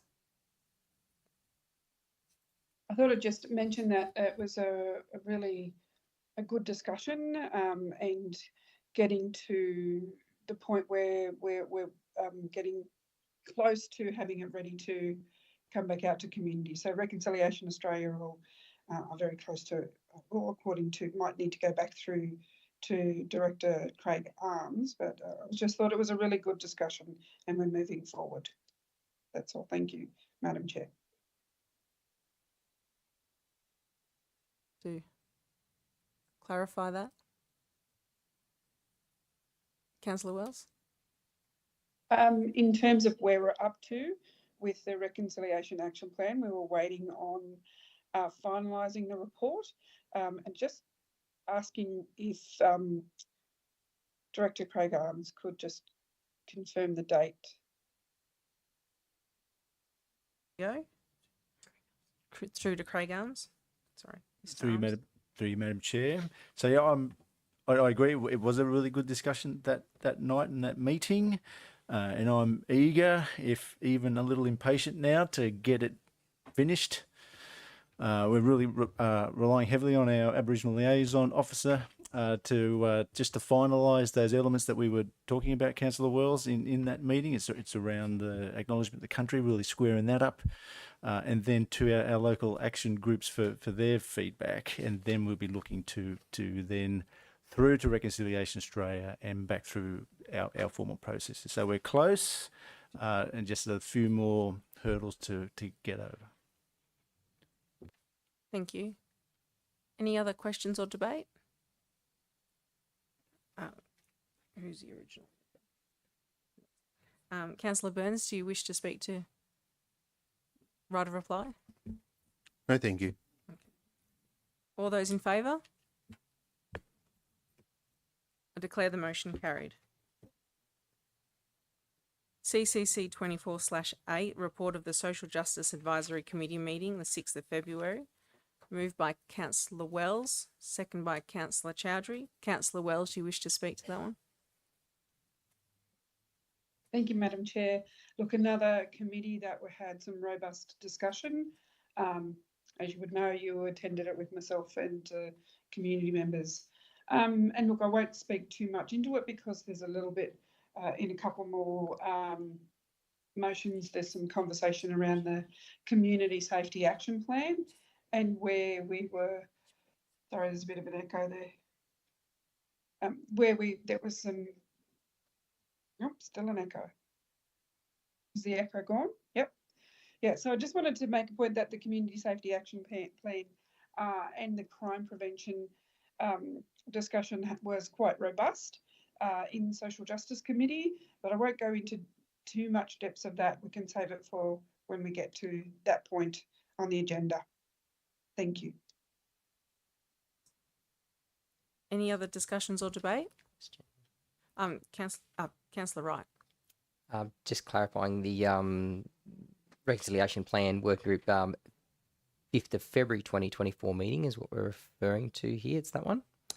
No. Triple C 24/7, not up to that one. No, we're on CCC 24/8 report of the Social Justice Advisory Committee. Yeah, that's meeting what I on want. the 6th of February. That's what I want there. I have a question regarding the particular item there, SGAC 24/7 update on homeless people sleeping on the river. I know there's been a bit of community concern about that, but I understand there's a process. Maybe one of the council staff might be able to let me know the involvement that council, or power that council have with respect to these types of matters, and where we sit on I suppose the power spectrum as to what we can and can't do as a council. Yeah, I'll throw that through the CEO to Mr. Arms. Thank you, Madam Chair. Thank you, Councillor Wright. I think the work that we need to do will really augment the community safety element of the strategy that we're about to talk about. It's a growing problem with the networks that we've been involved in over the last number of weeks. We're really seeing that this is a situation that lots of local governments are experiencing. It's just really the level and the dynamics of the problem that differ. For us, we have focus areas along the river where we have one particular homeless camp in place, and the circumstances by which we can respond to that are sensitive and to a certain extent limited. We follow the New South Wales government managing homeless people in public places protocol, and we've been working with our state government colleagues and non-government colleagues as well in this space, as well as really a collaboration of different sections within council. We're looking to build a relationship with those homeless people down there and offer them alternatives and options other than where they are at now. It complicates the matters a little bit because there are some reports of some aggressive behaviour and their location is prominent, and so that's when things start getting a little more complicated, but the protocol does cover off on those. In short, we're following the protocol, we're working with our stakeholders and our government colleagues, and we're trying to build a relationship with those people down there. I think what we do need to do as a council is develop our own, if you like, management policy, homeless management policy, which would follow the protocol but would outline clearly the internal obligations and structure about how we ourselves respond to it. This problem isn't going away, and I think an adopted approach, so we're clear on how we do with it internally, will help us going forward.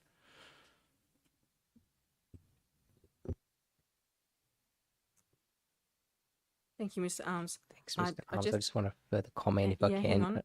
Thank Blow you. up. I just need to note that Councillor Etheridge has left the meeting for the minutes at 7 p.m. Sorry, Councillor Wright, another I comment. hope it wasn't something I said. Thank you, Mr. Arms. I just that's great. It provides some clarity just with respect to that rather sensitive item there, and I hope community can understand some of the challenges that that council does face when it comes to these types of instances. That it isn't just a matter of turning up with a big-handed approach or a heavy stick and asking people to move. So it is quite complex, and I appreciate that bit of clarity, and I hope that that the community can understand that too. Thank you. Any other discussions or debate? Councillor Wells, you've got a right of reply. No, I'm all good. Thank you, Madam Chair. Thank you. All those in favour? I declare the motion carried. Item CCC 24/9, report of the Multicultural Advisory Committee meeting on the 12th of February 24. Moved by Councillor Chowdhury, second by Councillor Wright. Councillor Chowdhury, do you wish to speak to the motion? Yeah, thank you, Madam Chair. I would like, on behalf of the committee, actually, I would like to thank Director Arms. He has highlighted that Dubbo Regional Council need a multicultural strategic plan, and I hope CEO and the director will work on this matter. And also, like a committee has inherited that importance of New South Wales police to employ a MACLO like an officer in the western region. So we have a lot of domestic violence and crime happening within domestic violence happening within our community, but people are a bit shy to disclose those. So I hope that MACLO officer can be employed by New South Wales Police, and they can identify and give them some support. Thank you. Thank you, Councillor Chowdhury. Any other comments or debate? Councillor Wright?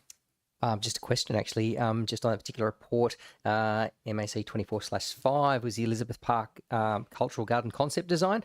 I see there's a point there that states that the concept design will be placed on public exhibition through your say. Do we have an indication of when, and pardon my ignorance if it's already on there, but have we an indication of when we would expect to see that on your say for public exhibition? Through the CEO to Mr. Arms. Soon, Councillor. It's certainly on our list. Not on the top of our list, I must say, but it's certainly there. So I would say over the course of the next month, certainly before our next meeting of the Multicultural Committee, I would expect us to be up and getting community engagement happening. Thank you. Any other questions or debate? Councillor Chowdhury, you have a right of reply. All good, Madam Chair. All those in favour? I declare the motion carried. Item CCC 24/10, report of the Sister City Committee meeting on the 13th of February. Moved by Councillor Chowdhury, second by Councillor Black. Councillor Chowdhury, do you wish to speak to the motion? I just only highlighted this year we are having 35 years anniversary with Minikamo relationship. I think that's a fantastic a relationship, long-term relationship with Minikamo, and I think both countries are doing really well. And I'm heading to Minikamo with other councillor and mayors this month, so hopefully we can we can all have a good time up there. Thank you. Any other questions or debate? All those in favour? I declare the motion carried. Item CCC 24/10, report of the Disability Access and Inclusion Advisory Committee meeting on the 14th of February. Moved by Councillor Chowdhury, second by Councillor Black. Councillor Chowdhury, do you wish to speak to the motion? Any other questions or debate? All those in favour? What's Richard doing? Is Richard frozen? Oh. I declare the motion carried.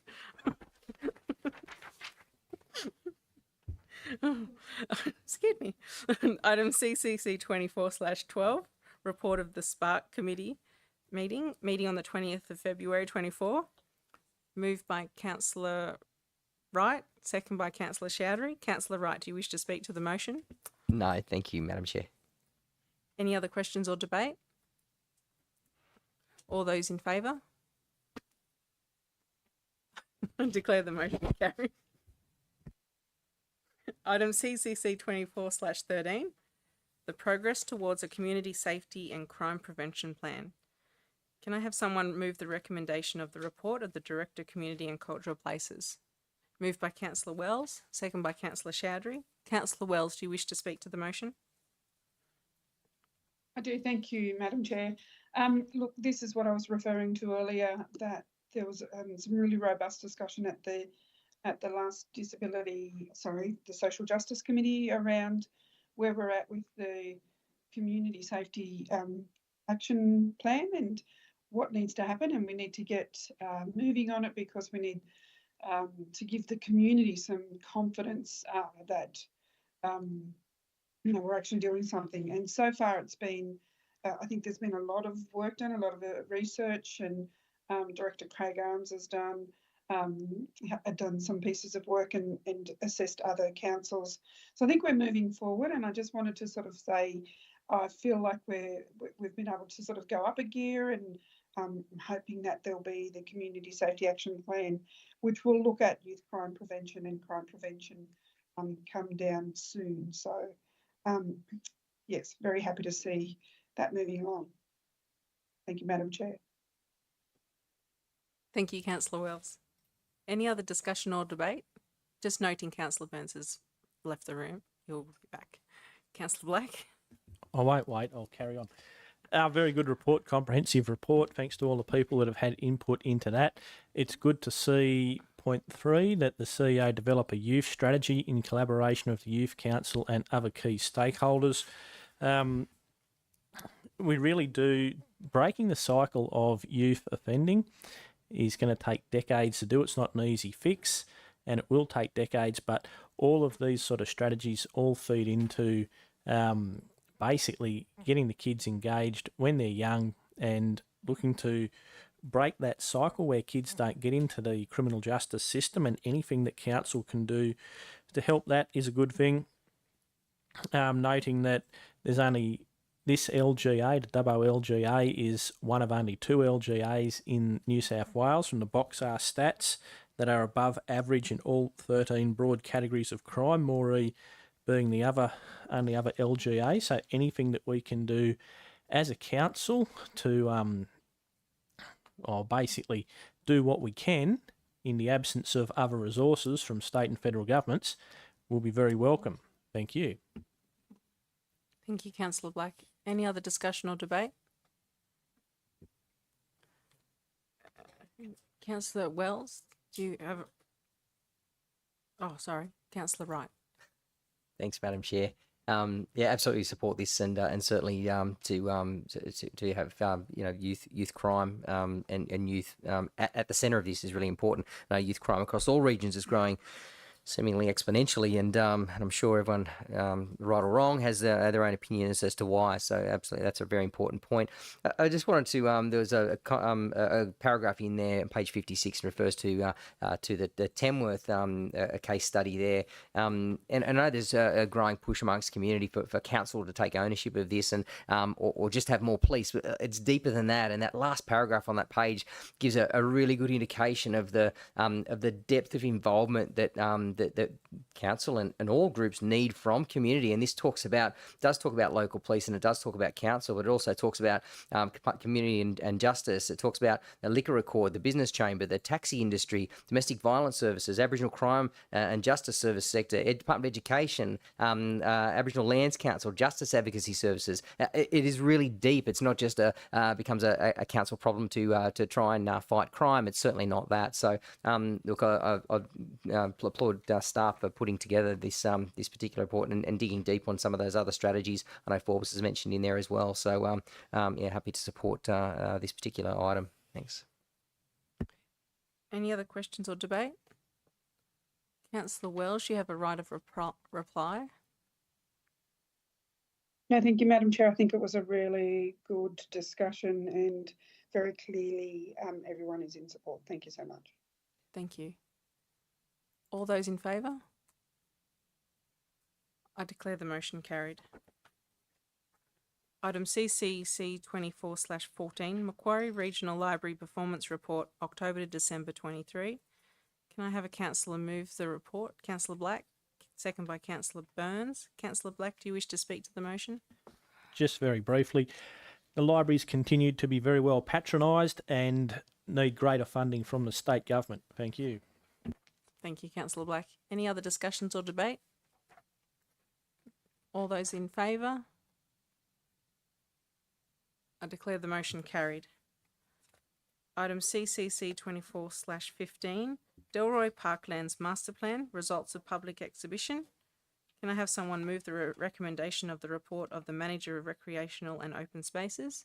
Councillor Chowdhury, second by Councillor Wright. Councillor Chowdhury, do you wish to speak to the motion?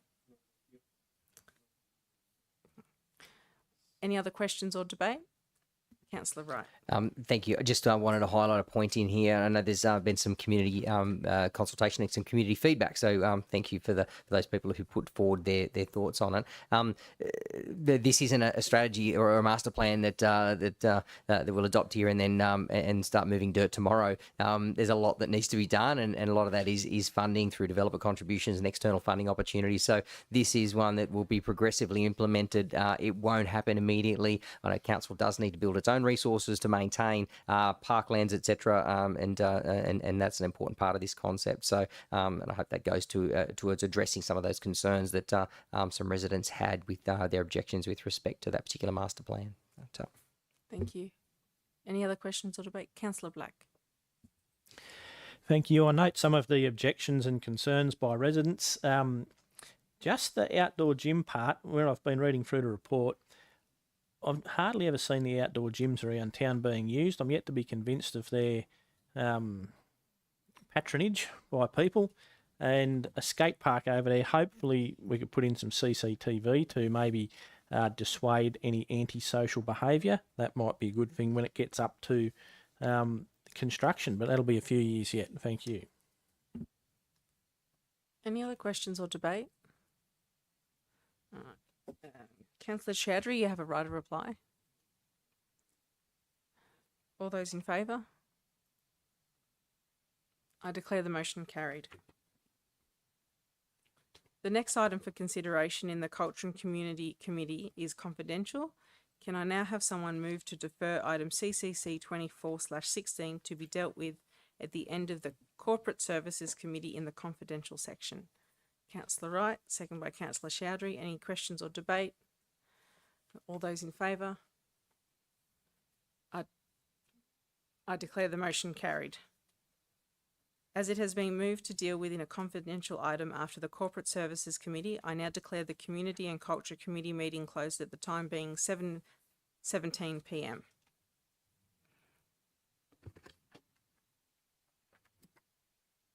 Relocate.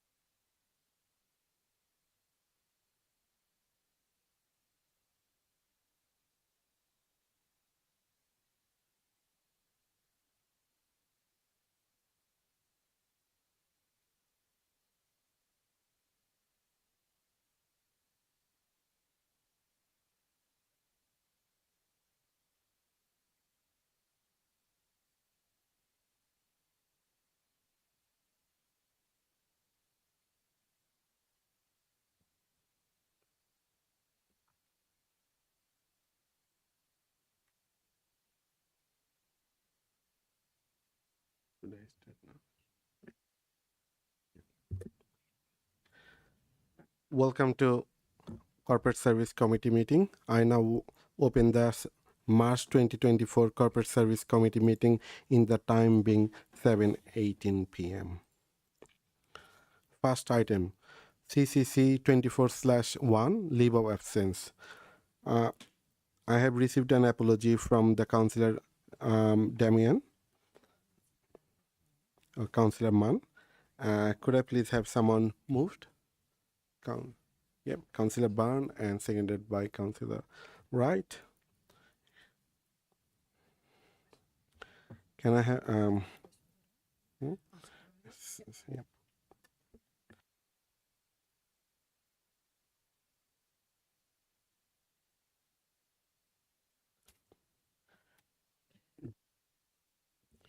Item CSC 24/.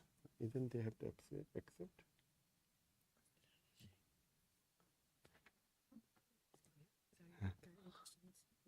Yeah. Any question or debate for the leave of absence? All this in favor? I declare the motion carried.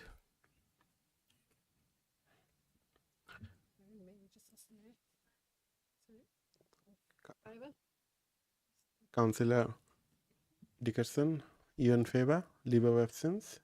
Sorry, it just dropped out there for a second, so I lost the last 20 seconds, Councillor Showery.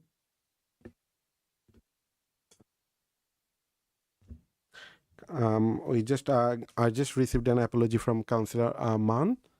So all this in favor? Are you in favor? Yeah, all good. I declare the motion carried. Next item, CSC 24/2, conflict of interest. Does anyone have any conflict of interest to declare? No? All good.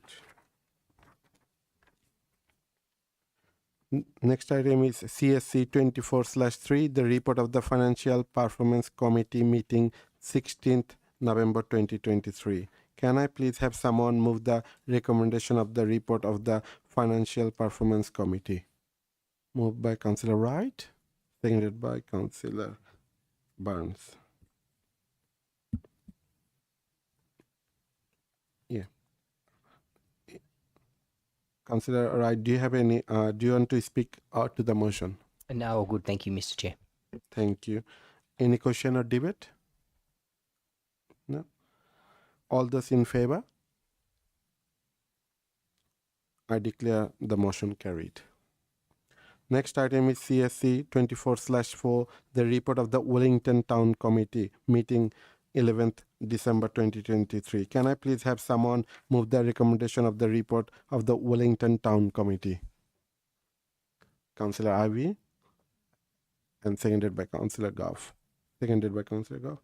Councillor Ivy, do you have any, do you want to speak of your motion? Thank you, Mr. Chairman. Yes, again, a successful meeting, well attended with a good range of topics discussed. We were addressed by the renewable and in respect of the renewable energy development in the region, which obviously continues to be a great topic of conversation, and an issue which the town committee is really going to be concerned with and over the coming months and years, I'm sure. A couple of things that came up at that meeting was the Rhino renewal program opportunity there for some money to replace the Rhino that was in Cameron Park that went out for public exhibition. And again, we have had another town committee since this one of the 11th of December. And I might just report that I think there was, I haven't got the figures in front of me, but I think there was something like 107 responses to the request for public feedback into how that money should be spent, and quite significantly, the majority of respondents didn't want the Rhino replaced. They, in fact, wanted the further development of the sunken garden or the redevelopment of the sunken garden within Cameron Park. So it was good. I thought that was a really good exercise in engaging with the public. As I say, that level of response was fantastic, and the outcome was. Obviously, it wasn't unanimous, but it was certainly a majority in favour of one particular outcome, and that I think that was really good that the community did engage and felt that their views were being listened to. And in fact, I might just say that with the Wellington Town Committee, it really does, I think it's a very successful committee from a council's perspective, because it does show that the Wellington community, that the council really is involved. And again, I've said a couple of times before, but the representation of council staff on that or attending those committee meetings is much appreciated by the local community. So I'm very pleased to say that the committee seems to be developing quite well. Thank you. Thank you, Councillor Ivey. Any other speaker? No other speaker. All those in favour? I declare the motion carried. Next item is CCC 24/5, the report of the Financial Performance Committee meeting 6th February 2024. Can I please have someone move the recommendation of the report of the Financial Performance Committee? Councillor Wright, and second by Councillor Ivey. Do you want to speak of your motion, Councillor Wright? No, I don't think so. Thanks, Mr. Chair. Any other speaker? There is none. All this in favour? I declare the motion carried. The next item for consideration in the Corporate Service Committee meeting is confidential. Can I have...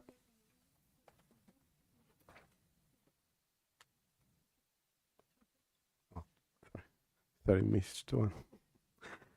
Next item is CSC 24/6, monthly reporting snapshot for councillors, December 2023 and January 2024. Can I please have someone move the recommendation of the report of the Corporate Strategy Performance Coordinator?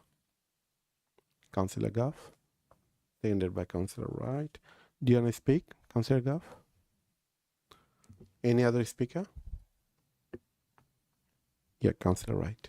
Thanks, Mr. Chair. I always enjoy reading those. I think it's a great snapshot of information. It gives us a bit of a state of the nation across a number of different categories. Although I just want to point out some numbers, and I know we can have numbers represent all sorts of different things. And I know there's a comment in there on page 19, I think it is, of that particular report, and it talks a bit about the aquatic leisure centre visitors. And up until the end of December, we had about a 4.8% decrease in the previous year. I know that can be influenced by weather conditions, etc., as mentioned in the report. But I just want to push that out a bit further, and we look at the push those figures out till the end of January and compare the same thing. And whilst it might have been only down just under 5% for them up until December, but we could take it out till January, those numbers are down around 15%. So it is quite a significant swing from the previous year to now. And look, I know the leisure centres have been a hot topic of conversation, and I guess those numbers have been impacted by some of those closures and service or service reliability issues that we've had over the last few months with our new manager there. So I'd hope that trend doesn't continue. I guess we're getting towards the end of a season, so we may have to look forward to 2024-25 figures maybe to do some more comparison on year. But nevertheless, I guess just highlighting that we can make numbers appear how we want them to appear sometimes. So thank you. Thank you, Councillor Wright. Any other speaker? Councillor Black. Thank you, Chair. Also from the report, it's interesting to look at the audit of the bins, the curbside bins there. We see that only 35% of what is going in our red lid bin is actually landfill. The other 65% could be going in the organics or the recycle bin. And when we look at the recycle bin, there's about 97% of that is correct. There's only about 3% that is in the wrong bin. And when we look at what goes into the recycling, 80% is the correct there, and there's 20% that could go into other bins. But yeah, when you look at how much it costs us to fill up the hole out at the tip, which is now pretty full, we really do need to put in a bit of an effort as a council to convince the community that this is important and that we do need to get our rubbish in the right bins, and that will flow through into other savings for council. Thank you. Thank you, Councillor Black. Any other comment? Yeah, Councillor Wright. Thanks, Mr. Chair. Just off the back of Councillor Black's comment there, just a question actually with respect to the bins. We've got a report that's due in the next few months with respect to a bit of an audit or a full audit on our bins that the community will see sometime soon. Through CEO to Director Wallace. Yeah, great question. And yes, we do anticipate the results of the audit report to filter through to council and to be pushed out to the community. So it's a great opportunity to highlight some of this data and start to educate the community on, look, we could do better and we really need to start to play in that space. And so, yeah, I'm anticipating a nice, clear, concise sort of insight into an audit of the bins most recently. Thank you. Any other question or debate? Okay. Yep, Councillor Wright. Thank you, Mr. Yep. Chair. In that audit, does that also include the potential of more businesses coming on board to get involved with FOGO, the green bin for businesses? No, the audit is simply an audit conducted by or on behalf of council of the bins that we have been out and audited. So essentially that's going to be the focus of that report. So what you're alluding to might be elements of where council are considering spending their time in trying to encourage further produce, I suppose, to be directed towards that FOGO bin. All right, thank you. Councillor Dickerson. Thank you, Mr. Chair. The reason that the CEO and myself aren't there tonight is we're on a regional cities New South Wales tour. Yesterday we spent the day at Albury and today we're in Wagga. Yesterday was quite interesting and we went out to the Waste Management Centre for Albury and they actually got an education centre at the Waste Management Centre itself, which sounds like an interesting place to put an education centre.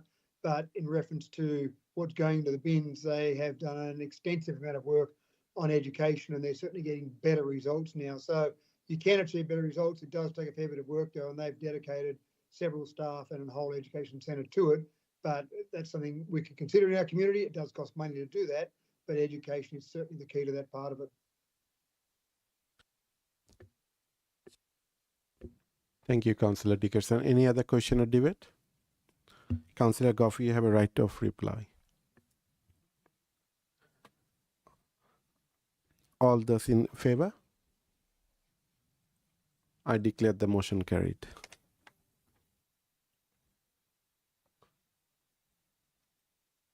Councillor Ivy, are you in there?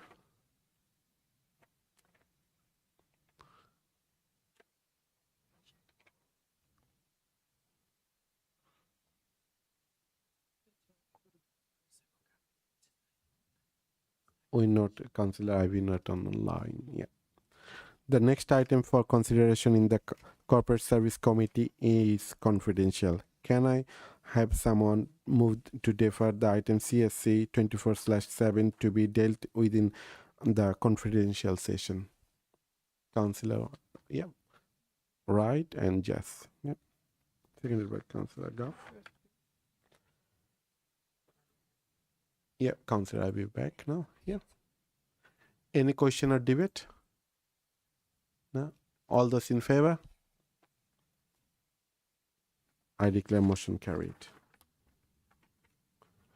Under Section 10A of the Local Government Act, the next three items being item IPEC 24/11, CCC 24/16, and CSC 24/7 have been identified as likely to be discussed in a closed session of the Council.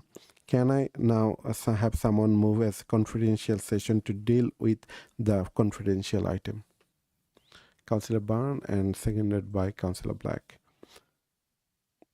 We have had no application from members of the public to make their representation regarding whether the meeting should be closed to the public.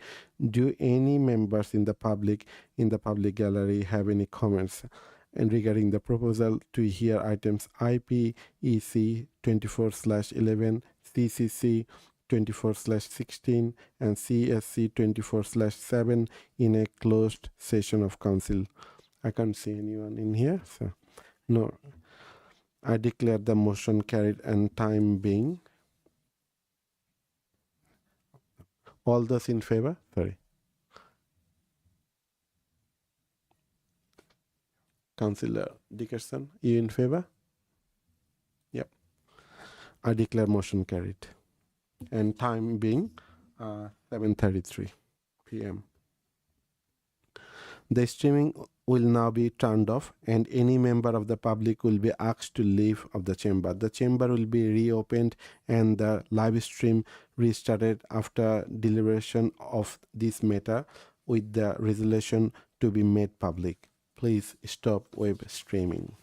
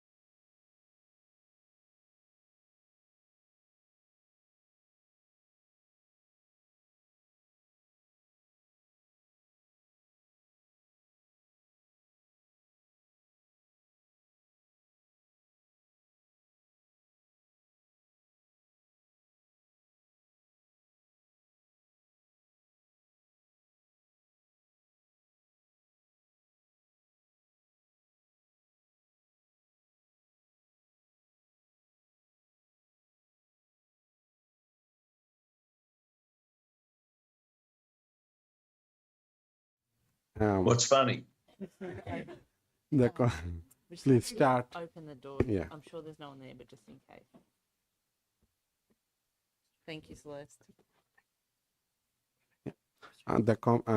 Welcome back. I now ask the Manager Corporate Governance to read the resolution from the confidential session.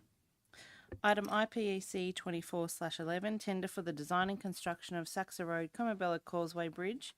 1. That a contract for the design and construction of the Saxa Road, Comabella Crossing Bridge be awarded to Bridge and Marine Engineering Proprietary Limited in accordance with Clause 178, subsection 3 of the Local Government General Regulation 2021 for the amount of $1,702,910 inclusive of GST. 2. That Council delegate the Chief Executive Officer to approve the extension options for this contract if required. 3. That Council delegate the Chief Executive Officer to approve contract variations for this contract subject to budget limitations. 4. That all documentation in relation to this matter remain confidential to Council. 5. That all documentation in relation to this matter be signed under the Common Seal of Council. Item CCC 24/16, reclassification and rezoning of Alexander Bell Memorial Park. 1. That lot 43 DP 619578 is not required for the purposes of public open space.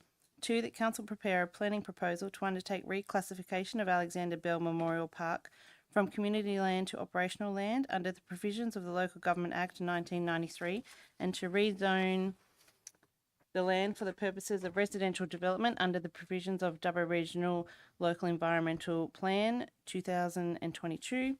3.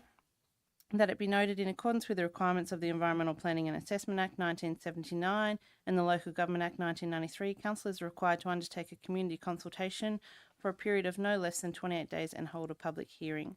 4. That all documents in relation to this matter remain confidential to Council. Item CSC 24/7, vote to negotiate with the Dubbo RSL for the Old Dubbo Bowling Club update. 1. That Council does not resubmit an updated expression of interest for 74 Wingewarra Street, Dubbo. 2. That all documentation in relation to this matter remain confidential to Council. Thank you, Ms. Rouse. There are no further items for consideration of the Corporate Service Committee, and I declare the meeting closed, the time being 8:10 p.m. Web streaming has now been completed. Thank you for your attendance.